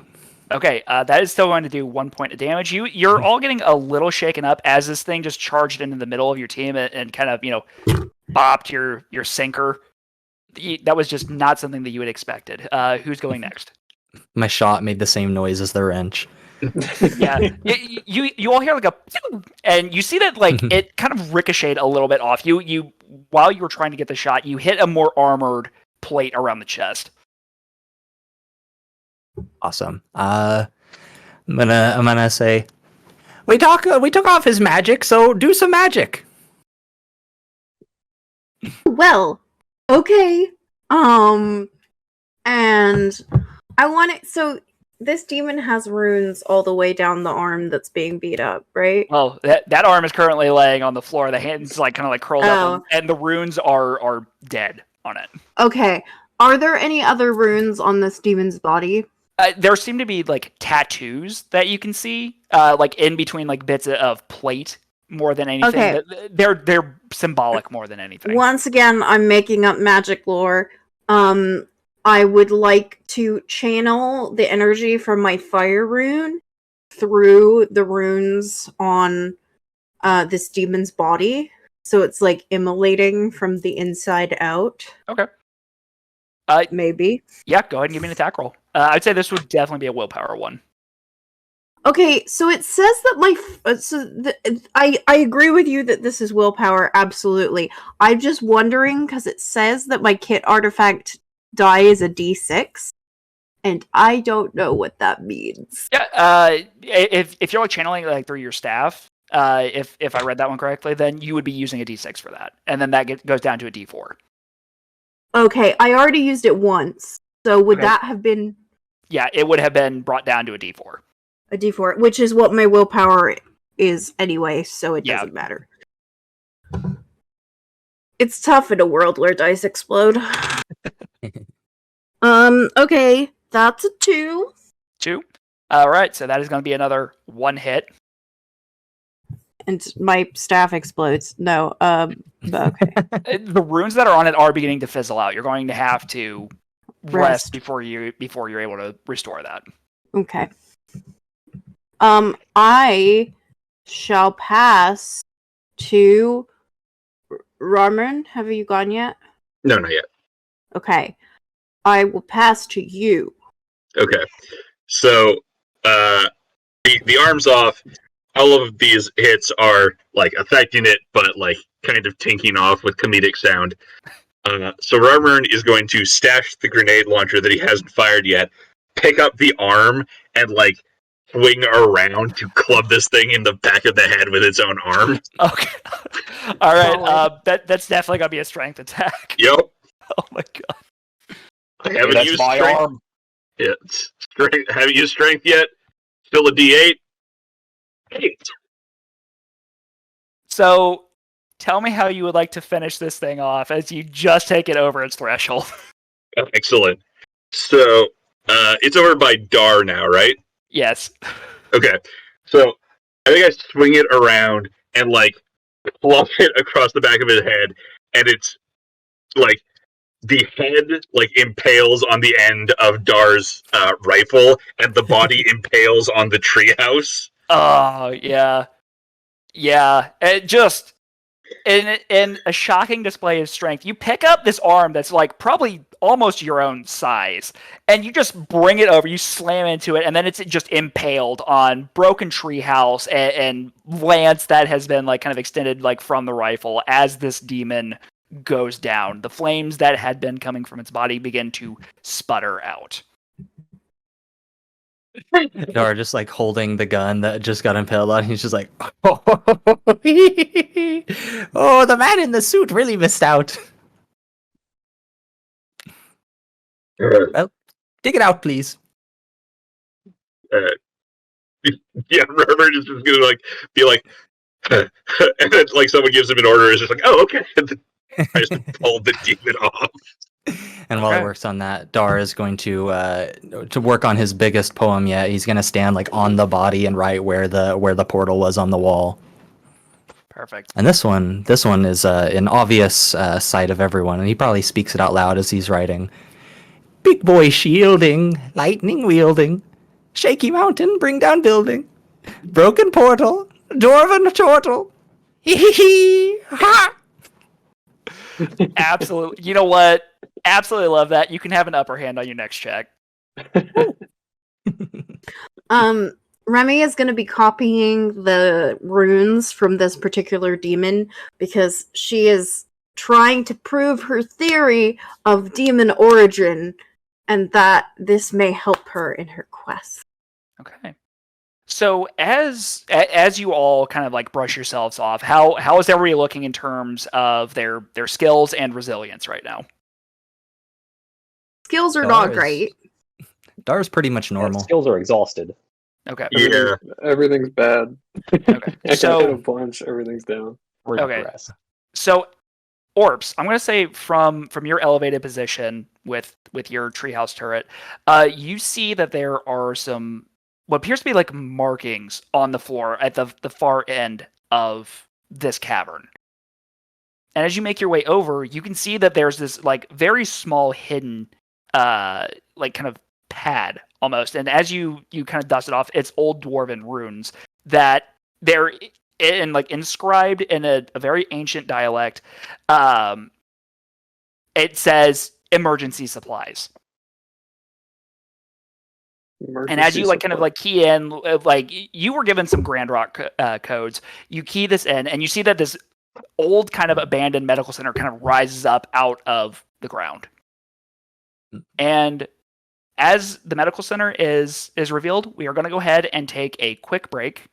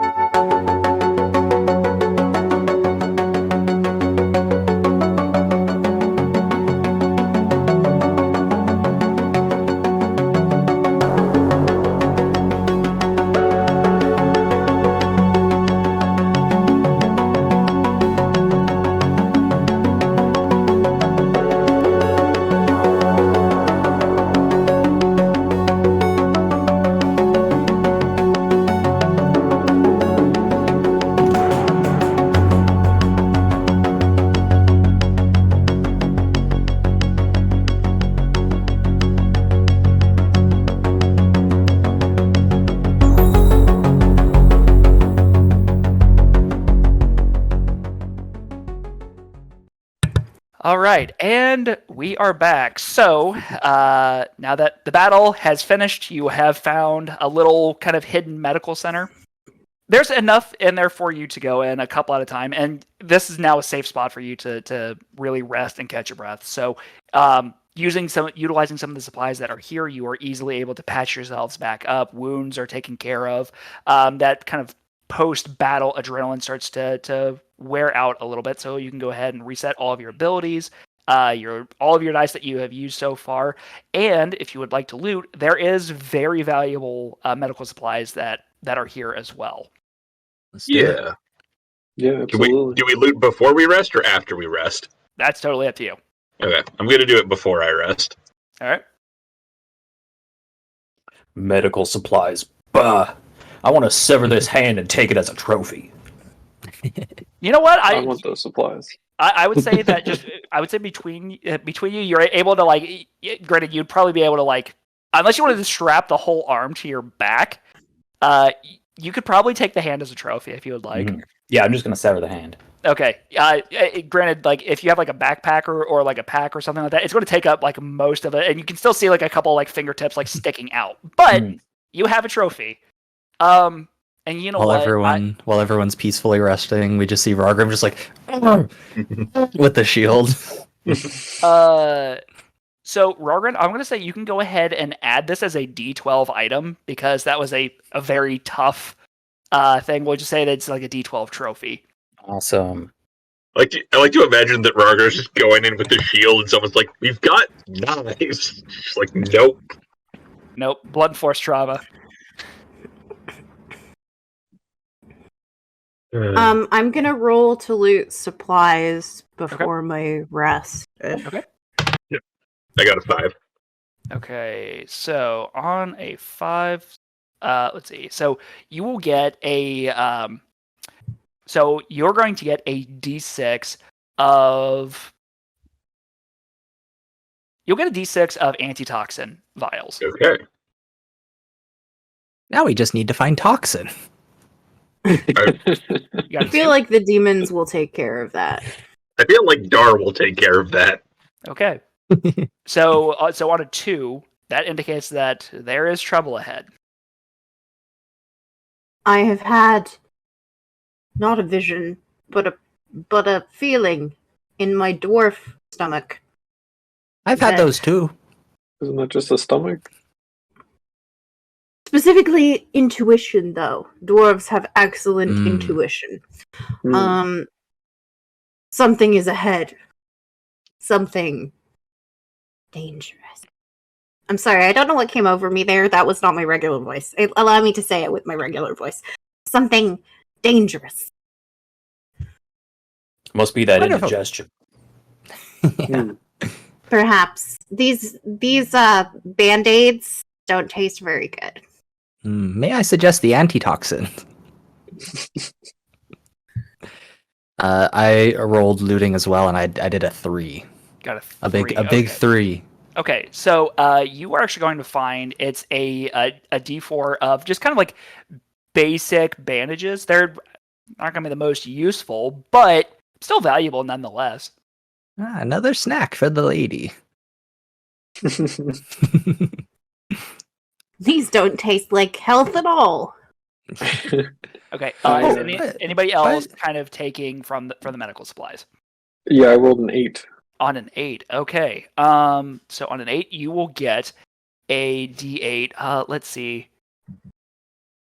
You actually find a little. I'll say that it's going to be like a little like surgery bot. Actually, this is one that's like a little kind of like auto doc more than anything. It can help treat much more significant wounds than what you might be able to patch yourself up with, and it's still functioning perfectly. Wow. I like to think that this looks like Wall-E. Like, I know that the vibe is more like The Expanse, like you put your hand in a cuff and no, I absolutely love the idea of Wall-E with a scalpel. It's Wall-E with a scalpel. Just slowly helping you put on the band-aids. I trust this robot with my life. Okay, so you take the time, you rest, you retrieve some of these supplies. You now have a demon hand trophy that you can display if you would like. and you are free to start advancing. I will say that as you move further into the tunnel, you can see like a very, very light glowing in the distance, and you hear an echoing voice kind of reaching you, just yelling, "Duck!" Followed by an explosion. The entire Is it stuck cavern. in our minds? The The entire cavern like rumbles around you. I believe, and Remy is flipping through. These are the notorious exploding duck demons. They were. I can't find the entry right now, but I'm sure I read something about this. I think I saw that on a book once. I did want to follow up with you real quick, if we have a moment to ignore the explosions.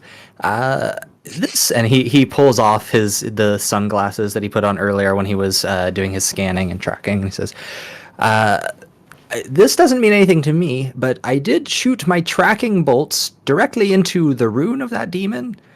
So if you want to take a look." And you just see like flashing colors and like unparsable.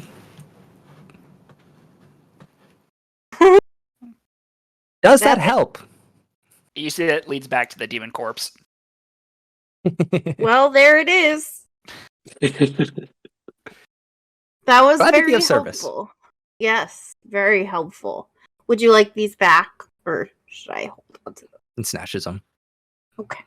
Thank you. Whatever. And he goes back into the shadows.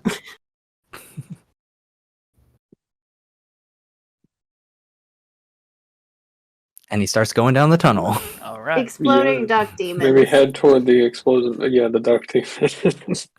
And as you advance and you get closer and closer, you can see that the glowing that had been in the distance, it was just a speck. As you kind of like are, making your way towards it, you notice that it starts getting larger and larger and larger and larger, and eventually you can see that it's roughly this 25-foot runic door with all kinds of runes that seem to have it sealed, and there is smoke kind of like wafting from it, and you hear them before you see them, but you hear a long string of curses in Dwarvish. Enchanted door. It's a good thing we got practice on that door before. Right, yeah. It's a good I point. told you. Enchanted door. There's an enchanted door blocking the for the hammer. Clearly I the duck believe you. demons are on the other side. And then that is when, as you enter into this next chamber, you see that there are these two dwarves. They are near identical in look. They have completely shaved heads, but one of them has their beard kind of tied into like thick braids and is dyed green. The other has more of the ruffled beard look and is dyed blue. No, I've seen this one before. One of them tells only the truth, and the other one only lies. Oh, we should ask the one that tells the truth then. Yeah, don't talk to the other one. It doesn't make any sense. And you see that they're just sitting there just staring at this door. If you want me to handle this, I've worked a long time as an investigator of people until they die, so I could talk to them. How soon, usually after you start investigating, do the people you're investigating die? Depends if I hit. Maybe hold off on the hitting because I think we're looking for two people. Yes. I was just going to ask them. You ask? Yeah. Yeah, cool. absolutely. He shuffles ahead a little bit, but still kind of in the shadows, as ineffective as it might be in this room.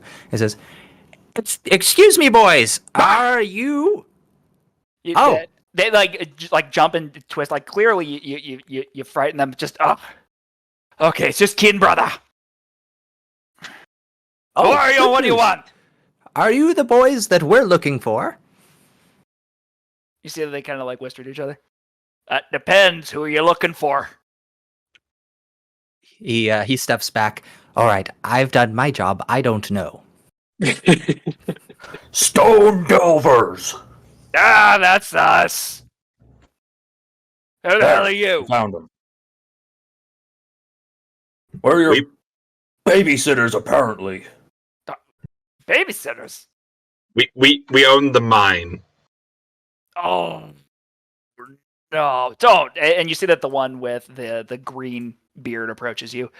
Oh, don't tell me you're the Grand Rocks, aren't you? Or at least Pretty much. the reps, right? Affiliated, yeah. Ugh. They are paying Okay. us. All right. Well, I'm Volcar, and he points over at the blue bearded one. That's Merncrum. Well, look, sorry if we've caused a bit of a fuss, but we're trying to get a relic. It's an old family heirloom, and everything that our research says is that it's behind that blasted door. And Merncrum just kind of sits in the back and just grumbles incoherently, just. Well, I don't suppose you could possibly get us through that door, right? I could take a look at the runes, if that would be helpful. I mean, by all means, it's a large door. Knock yourself out. We've been down here for the last 2 days trying to get this open. Okay. This is a magic door. I am a magic person. I would like to channel with the aid of my fire rune and or the crystals that I found on the goblin ship. I would like to try and short circuit the magic of the door. Okay. So, this is going to bring us into another game mechanic. This is going to be we're going to set this as a complex challenge. So, this is going to, as a group, you're going to need a certain number of successes in order to pass. Okay.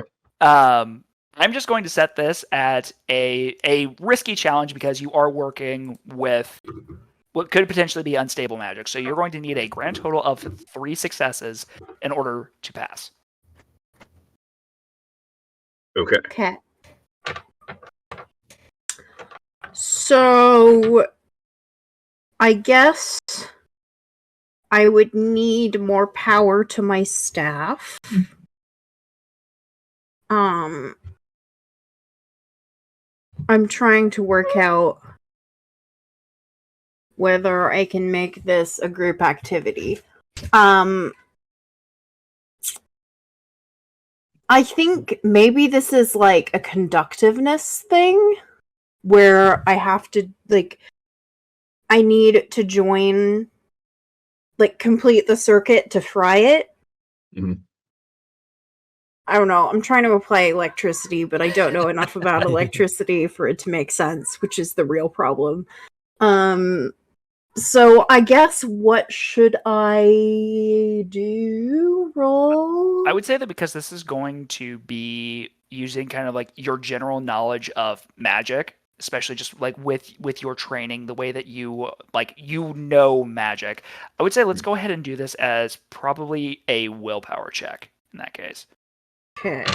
However, I will say that if you're willing to step down your the crystals, I'll say that you can give yourself the upper hand on this. Sure. So that would be one less die, or the lower die, but with advantage, or with the upper hand. So when it comes to the crystals, I believe we set those as like a D6, right? Oh, okay, so I'm just Yeah, rolling so a D6 instead of a D8. No. So what you're going to do is that it'll take it from your crystals will be instead of being a D6, it moves down to a D4 in terms of your supplies. But now you have the upper hand, so you roll your D8. I twice, get take the higher number. I understand. Sorry, I have multiple things that are D8 and D6, so I confused myself. Totally fine. And as you approach and you're beginning to do this, you see that the brothers are kind of like looking at the rest of you. Look, we've tried prying it, we've tried blowing it up, we've tried shooting it. He tried using his head. We've tried talking to it. Nothing seems to be working. What if he gets his head have like a dent and some blood? You can see there's a heavy bruise, and this is over Murdgrum's head. And you can see there's like a little rune imprint, like where he had like slammed his head into it. What? They told us to use your head when in doubt. This is a cautionary tale. With the upper hand, I get a 7. Okay, so with a 7, that is a full success. So that is one of the 3 that you're going to need to be able to get this door open. Yeah. I would like to use an ability. Okay. What do you got? So I have my tactician ability. I can call for a flashback to introduce a new truth in the fiction, where you planned in the past for something happening in this moment. Love it. All right. Rarmern was not supposed to be on this asteroid. It was originally supposed to be his mother. But his mother got ill. But his mother always told him, as a young dwarf, that there is power in the passions of the dwarves. So he's been connecting pieces of his wire to each individual piece of poetry and trailing it to the turret of Orps and into the shield of Rargrim. And I want to basically create a magic dwarf cannon using all of these powerful objects. Okay, yeah, I like it. Okay. I absolutely, yeah. You know what? Because I do like that so much, I'll say that you can go ahead and make your check with the upper hand. Perfect. All right, so this is a D10, and this could go terribly wrong. Potentially. All right, with the upper hand, I got a 9. Okay. Which is good, because without the upper hand, I got a 1. Whew. Okay, so that's 2 successes with no complications so far. I would like to point that out. Yep. Who else would like to be working on this door? I have a question. So I probably have an answer. Hopefully, and if not, we'll just move on. So is there like a danger? They've like touched it and stuff. There's not like it's not dangerous to touch this door or anything like that. We can mess around with it. Not at the moment, but after because there had been smoke that's clearing, you can see that some of the runes are starting to flash a little bit. Perfect. I am going to run in like as the smoke's still clearing, and I'm going to take out my biggest, flashiest piece of chalk, and I'm just going to start connecting lines to make the runes be different runes. Okay. Let's see. I'm trying to think on what we would use. I would say there would probably, I think, a willpower check for that one. Sure. If anybody, I will say, if anybody would like to kind of aid or assist with this, that hasn't taken an action so far, I would say that you could impose the upper hand if you would like. Maybe I can give Dara like a little mini torch to connect the lines better that like engraves into the door instead of just chalk, which doesn't really, it just connects them. Okay. Yeah, that's perfect. I'm just making I think I'm doing it, and you're coming behind to use it as a guideline. Yeah, so you're making guidelines, and I'm sitting there with a torch, actually. Rogrim, is there anything that you'd like to be able to do to help like assist with this check as well? It sounds like they got it. I'll let them handle their expertise, and I'll do the smashing. Perfect. Figure he's holding the cannon. Yeah. All right. Okay, so this is going to be willpower with the upper hand? Yes. And do I know what I need for it to be a success? What I need to roll? 5 or higher. For it to be a success with no complications. Gotcha. What about a success with complications? We'll determine what that is. Give me 1 second. Just as long as you don't roll up basically a 1. If you get a 3 or 4, you succeed with a minor cost. If you get a 1 or 2, you fail, or you do succeed with a major cost. Okay. Yeah, perfect. I would love to succeed with a major cost. Let's go. Well, I rolled my highest as a 3. As a 3, okay. That was with the upper hand, right? Correct. Okay, so that is the 3 successes. There is going to be a minor cost that is associated with this. And if you would like to propose something as a minor cost, I have something in mind as well. We can determine what happens here. Don't take my chalk. Well, I wasn't going to take your chalk. Go for it. It seems like you've got a fun one. Okay. So you begin kind of messing with these runes, and Remy, you go up and like you actually begin to like kind of disband them, and you see that they start to like flicker out more and more. And the rest of you all kind of like get together, and Rogrim shouts, like get out of the way, as you basically have this almost like super cannon that is like all of your gear, and we'll say that you can like channel it almost like through your shield. The blast is so loud and so hard, Rogrim, you're actually like shoved back probably a good like 5 feet from this. And there are like skid marks in the ground. You see that the door is blown open with a massive force. And we're going to say that for the minor cost, some of the treasure that's inside is destroyed. Now that's a proper weapon. Yeah. Old family recipe. And you see these two dwarven brothers who, keep on, they've been trying for 2 days to get this door open. And then you all just stroll up and like it's nothing. They're just sitting there just... Time to go home, children. I really hope we didn't blow up their hammer.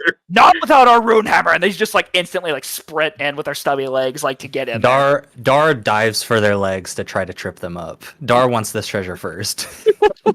He's like already choking on the smoke. He just got knocked over. But he wants at least his party, if not him, to get it first. His whole expedition was to help these two. Okay, you know what? What we're going to do for this, just for fun, this isn't going to step your die down or anything like that, but we're going to do a contested dexterity check. Perfect. It's the one thing he's good at. That's a 5. Which of the brothers do you want to trip? you absolutely trip one of them. I got a 4. Whichever one's faster. That would be Volkar. He's the green bearded one. Also he's a little bit more conscious. He's not the one that slammed his head into the door trying to get it open. But you like kind of grab Trip, and then like you're like scampering like into this room before him, because you all see that they're like relatively large like piles of like gems and gold. And in this room, you see that there is this very exquisite looking like silver, and it's a silver hammer with like a ruby in the pommel, and then 2 sapphires on either side of it. It looks as though it's almost more decorative than anything, but you can see that this thing is just emanating power from it.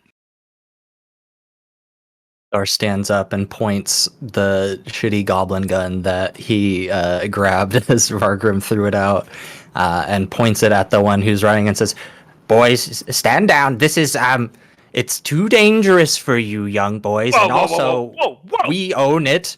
And we own it, and it's ours." Well, but first of all, family heirloom. Like, the Stoneburner have been helping you for a long time. And also, this is for the community. We just simply want it back with our family. I'm just testing you. This thing doesn't shoot, and he points it up, and it definitely it shoots, but then like as it does, it almost disintegrates in your hand. Absolutely. Dar, get off of that boy. You would deny them their heritage? No. Good. Maybe. No. Go, children, scamper and grab your hammer. We'll take Definitely, he definitely thought about it, but yeah. So you all have a room full of very good loot that you could take with you. If everyone wants to go ahead and roll their loot die, we'll determine on what you get. All right.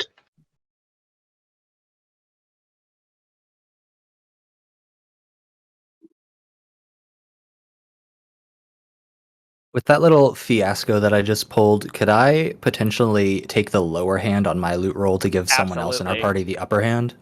Yeah, I would say so. Whoever wants the upper hand from that. I'm good. Could I argue that upper hand? Because I want to make sure these dwarven children are able to retrieve their heritage. Exactly, and you threw the gun to me that I used to slow things down. So yeah, take it. Everyone else good with that? Yeah. All right. So what did we all get? 5. Okay. So, on a 5, you are going, Remy, you find it's going to be a d6 of precious stones. But you find like this little, it's a kind of small size chest, but you could probably stuff it like in your pack.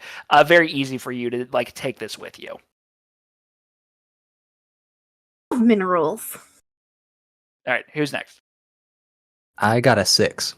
Got a 6. Okay. I also got a 6. We keep rolling Okay. the same thing on blue side. So the two of you are actually able to find some sacks that are somehow still holding it. It's like a very good like mesh material, but you find sacks of gold. But they have a d6 of gold. I love to find some good sacks of gold. I got an 8. Got an 8. Okay, so on an 8, you are going to find you'll have a d8 of refined dark steel. This is a material of kind of dwarven creation that is rumored to be almost as strong as like adamantium, but it's easier to produce. Proper materials. Yeah, the reason I didn't want the upper hand is I rolled a 12. Got it. Okay. Ow. Okay, I'm going to work with you on this one. What do you think would be like outside of this hammer? What do you think would be the most precious thing that you could probably find in this little treasure room that's been magically sealed for who knows how long? Okay, I think I've got it. So this huge magical vault that was sealed in this mine, I think that there is this like just the most pristine boulder that one has ever seen. Like veined with gold and diamond and a bunch of other minerals, and it is the Grand Rock, is what the clan is named for. Perfect. Oh, Okay, yeah. Whew. Maybe it has Okay. like a family history carved around it. Yeah, I love that. All right. So this is what you go ahead and add that to your inventory. So we are going to kind of do like a quick speed back to town, even though you're all having to work together to roll this boulder there. A couple of new tunnels need to be made. I would say that just between some of the explosive happy people, you're able to tunnel through some places that might have collapsed earlier. Rorgrim definitely uses the shield and just breaks through a wall at one point. Orps is able to shoot a couple of bats that are bugging you all. Everybody works together and has a great return. And as you were coming back, it's been probably the better part of almost a day while you were out exploring. There is a large round of applause and cheers for a very successful first expedition into the Longbelt. Everybody, some of the real supplies that you have in terms of like real food, there is roasting meat over an open fire. Kegs of ale are brought out. There's a grand celebration. And before we really close out this adventure, we're going to go ahead and start working on setting up the next steps for what this community could potentially look like. So first, what we're going to do, because I know that you all started with not a whole lot of money, we're going to do some salvaging, if you will. Now, some of this stuff, if an item that you feel would be appropriate for the projects that you were working on, you can go ahead and advance your project, and then you can decrease the item in particular. But other than that, let me pull up my sell and salvage chart, and we will start working on some of those. So I'm going to tell you right now that because you found the Grand Rock, now in the rules it does say that that's supposed to be 300 credits, but I'm going to give you a lot more than 300 credits. Yeah. We're going to say that is initially going to be worth 1,500 credits in your group fund. That's what people are able to pay you initially, but the fact that you have the Grand Rock is also going to be kind of a centerpiece for your community. It's going to be a massive boost to morale. Yeah, that's what I was thinking, is like you put it right in the center of town. So It's a tourist attraction. Exactly. So do you have any other kind of supplies or things that you would like to salvage that you picked up along the way? Remy is for sure gonna. Oh, sorry. Do you want to go No, first? Go first. Go for it. Remy's gonna sell the D6 of precious stones Okay. that she found. All right, so go ahead and roll me a d6. 5. On a 5, those are valued at 150 credits. So go ahead and add that into your inventory. Okay. And she will, I think, use that to fund. I'm wondering if I'll talk about my project. We're selling right now. Other people sell, and then I'll talk about what I do.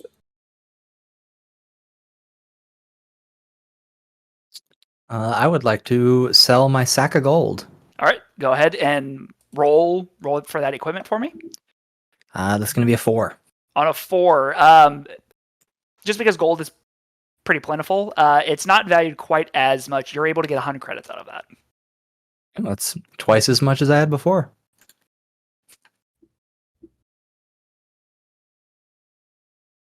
And with that, we just take it out of our items. Yeah, at that point, the item would be consumed. Cool. I'm done. I'm keeping my goblin gun. I'm going to sell my burnt out cables, but the antitoxin is going into my project. All right. So, yeah, that's appropriate. The burnt out cables are 2.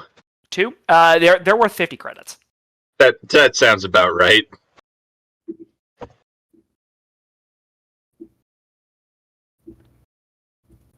Orps, Rogrim, are either of you selling?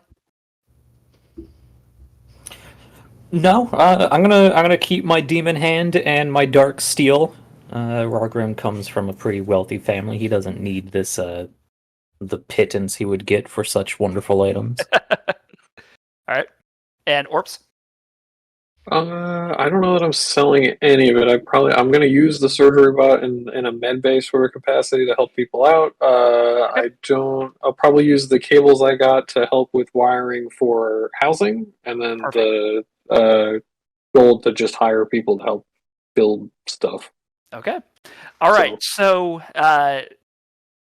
okay, so how much does everybody have total? Just that way, like, we have kind of like a pooled amount that we can pull from. Just because I would like to highlight the fact that there are like buildings that can be purchased and some of the bonuses that you can get from those. So we know that we have 1,500 from getting the Grand Rock back. I have a total of 250. Okay. I've got 200. 100. I have 300 to throw in the pot. Okay. 350. I have 100.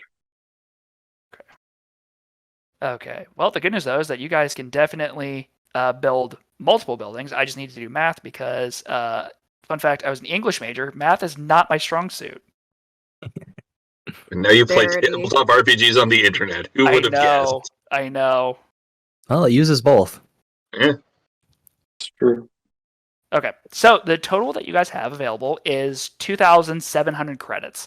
I would invite you to look at the buildings section of the rulebook.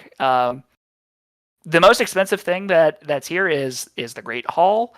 There are plenty of other projects that you could do. Now, keep in mind, just in terms of the fiction, it takes about a week for these buildings to be completed. So if there's anything that jumps out at you that you would like to be able to build, I can go ahead and highlight what you would be able to do with that.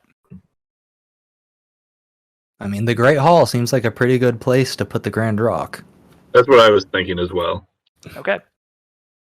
All right. So you all invest in a Great Hall. That's going to take you down 2,000 credits. I mean, is everyone good with that? Yeah, I definitely would push for the infirmary probably after that.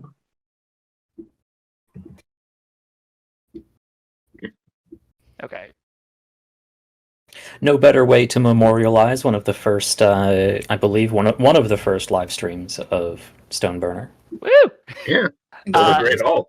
So along with that, it does say that there is a way that you can enter your character names. So that way, if you would like to be immortalized in the game, this is a way for you to do it. You did have a very successful expedition. So you do still have 700 credits remaining. There is, with that, you could purchase farms or a library, it would seem. Oh, I want a library real bad. But I also want to kind of turn the goblin ship into a lab, which isn't a thing on this list. So I guess if you want to do farm, I was working on like finding the safest place for farms, so I guess it would make sense if we want to do farms first. I mean, lab and library are pretty similar if you wanted to make a goblin library. They do begin with the same letter. A library? Yeah, goblin library. The goblins, they're efficient. They combine the two. Yeah. I mean, I guess it depends on the vote. Who votes farm and who votes library? I'm saying library. They already got a feast out for us. They're not hungry. Yeah, That's true. expand do it your dark knowledge. I have a feeling the Grand Rocks are gonna take a little trip out now that we've got the Grand Rock here. Yeah. It's Alright. true. This will be like Beauty and the Beast because we have our like tourist attraction and then the library where we can charge people to look at the books. And Okay. All right, so you also invest in in establishing a library, and just for the viewers, what happens when a library is built is that once per session, you can call for a flashback where you studied a type of demon to reveal its greatest weakness. spoilers, sometimes it's marshmallows. And So- usually it's guns. Yeah. Also, sometimes it's its own arm. So you put in the requisition orders, and workers come, and your colony actually begins to grow. It begins to expand a little bit. The population nearly doubles, and now you have a great hall that people can come and celebrate. Especially after like a long day working in the mines, people are very, very hyped now that the leaders are here. Great expeditions have been held. Celebrations are going on for the next 2 weeks. People are very happy. People are very excited to get into work. And along with this, some of the Astra Innovation mercenaries come in and begin starting to help coordinate with expeditions. Starting to show that there is that good faith. Additional food is brought in, some extra medicine for if people get injured. The library is established. People are beginning to really begin to research these demons before they go out, just so they can be a little bit more prepared. You all are bringing in, your names and your knowledge from the expedition that you've been on, sharing what you know, and the fact that demons are here and they are a threat and they do need to be dealt with. Along with this, there is a great rock that's placed within the Great Hall, and you are invited to chisel your names in as the first of the great expansion and renovation of the Long Belt. I would ask just if we have any additional kind of epilogue moments that you guys would like to add for your characters. What would happen in the next coming weeks as renovations are underway before you have to go out on another great expedition? I think that Dar, after the feast begins, he just takes a big plate of unidentified space meat and hustles off into a dark corner. Not dark enough that people can't see him, so it is a little weird when they pass by. But he begins to write in chalk on a piece of paper a letter back to his pops back at the Bounty Hunter Guild, and says, "Pops, I told you, poetry can kill demons."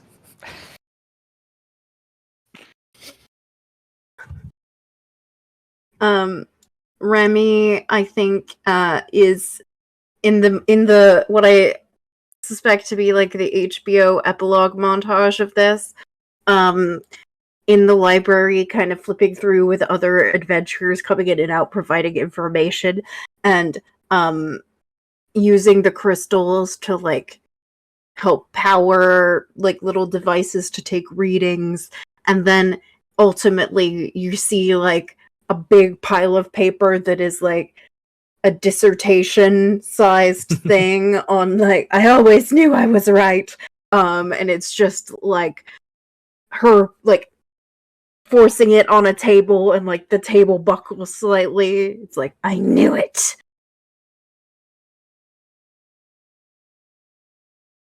She always knew. Wormern is going to write a letter home as well to Mama Darkbeard, who, with basically saying that coming here was the best decision that he ever made. He actually feels like he found his place among the Dwarven clans, and the discovery of the Grand Rock will live at this place forever. And he's going to chip off a piece to send back to her. And then in the postscript, it's going to say, "I think my uncle was right. Home is where the haunt is. There are so many demons here. Send help."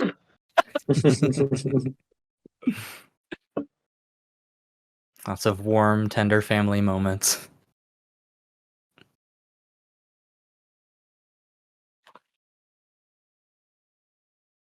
Well, Rargrim, I think, is going to use just a bit of this dark steel he's found and create a family Morndoom crest, and actually hang the demon hand at the center of it, somewhere near the back of the grand hall.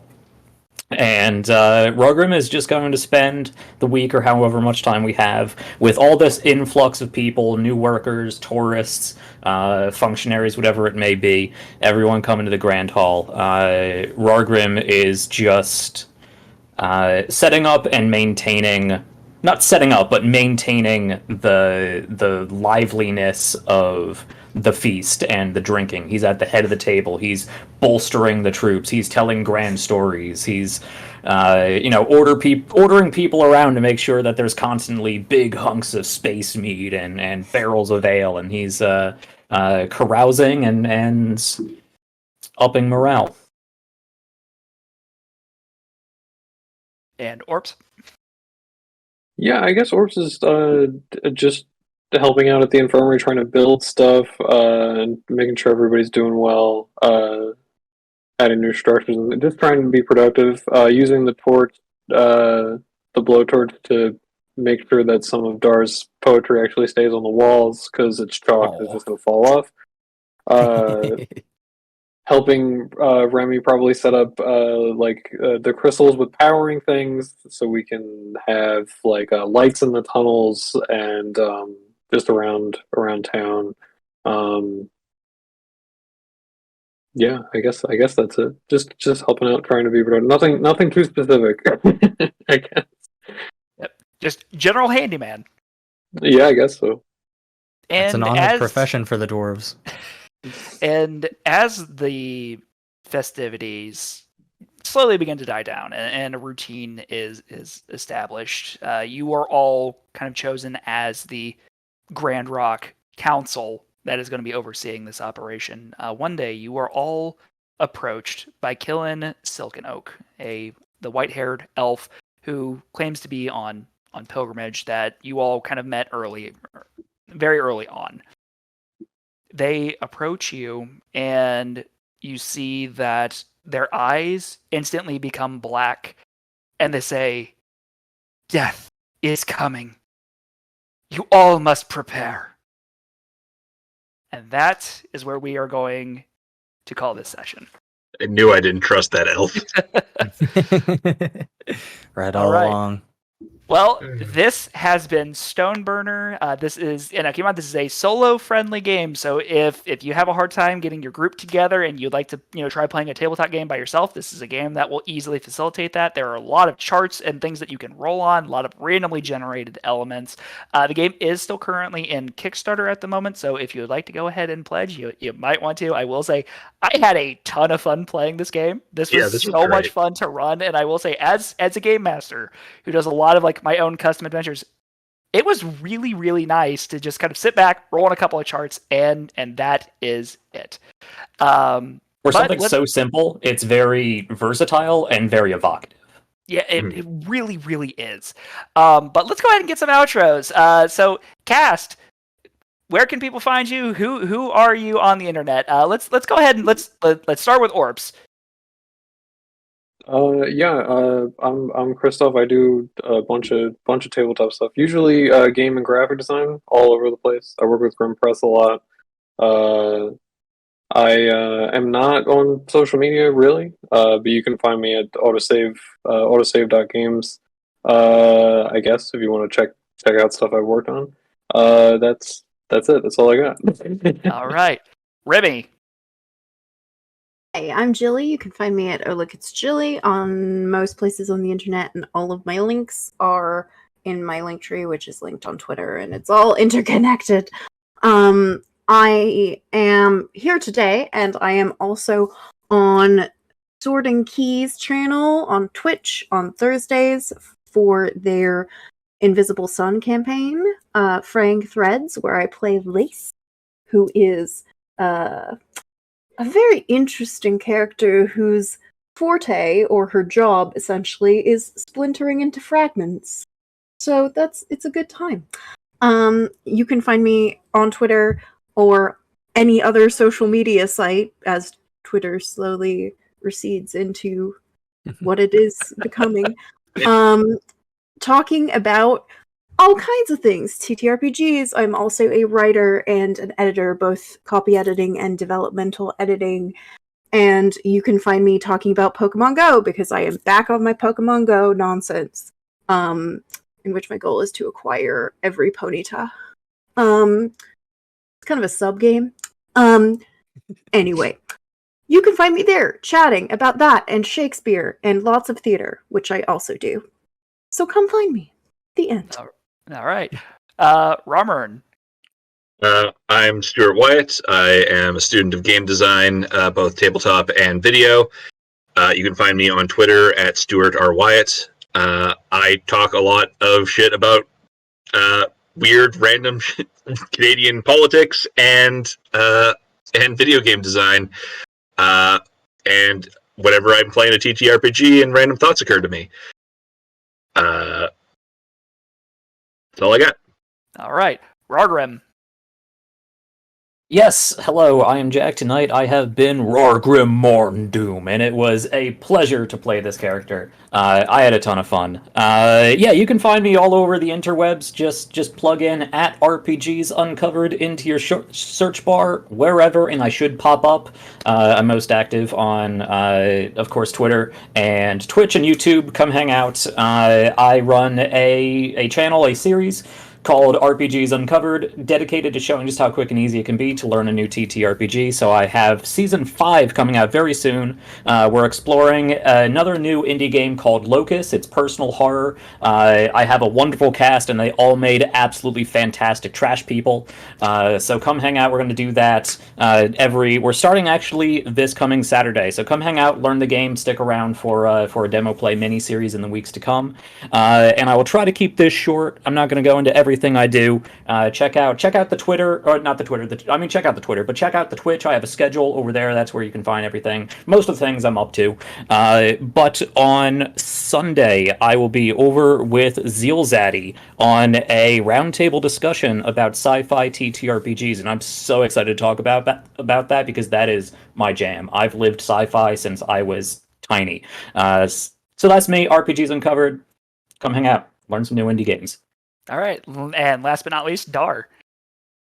All right, I am Clay. I run Kenku Court. That's Kenku Court, like a basketball court. I sell little dice potions and mystery bags and things like that, as well as stream on Twitch. You can find me there, Instagram and Twitter, all at Kenku Court. I also have kenkucourt.com where you can buy those dice. And I run a Discord server where we run monster design contests and play one-shots together and things like that. And I have been your humble game master for this. I am Andrew. I'm that gamer Ajax on literally every social media. Whole point that I like to do with my YouTube channel is that I just want to help people be the best tabletop enthusiasts that they can be. I like highlighting indie games. I give tips and tricks, stories, guides, basically you name it. I talk about it there. So if you want to follow me on the socials, that's going to be the way to do it. And lastly, I would like to just give a huge thank you to Nerds with Dice for putting this together, getting this amazing cast together, and supplying the materials for us. This would not be possible without them. This has been an absolutely wonderful time. So thank you so much for having me. Thank you so much for having us. This was an absolute blast. Great.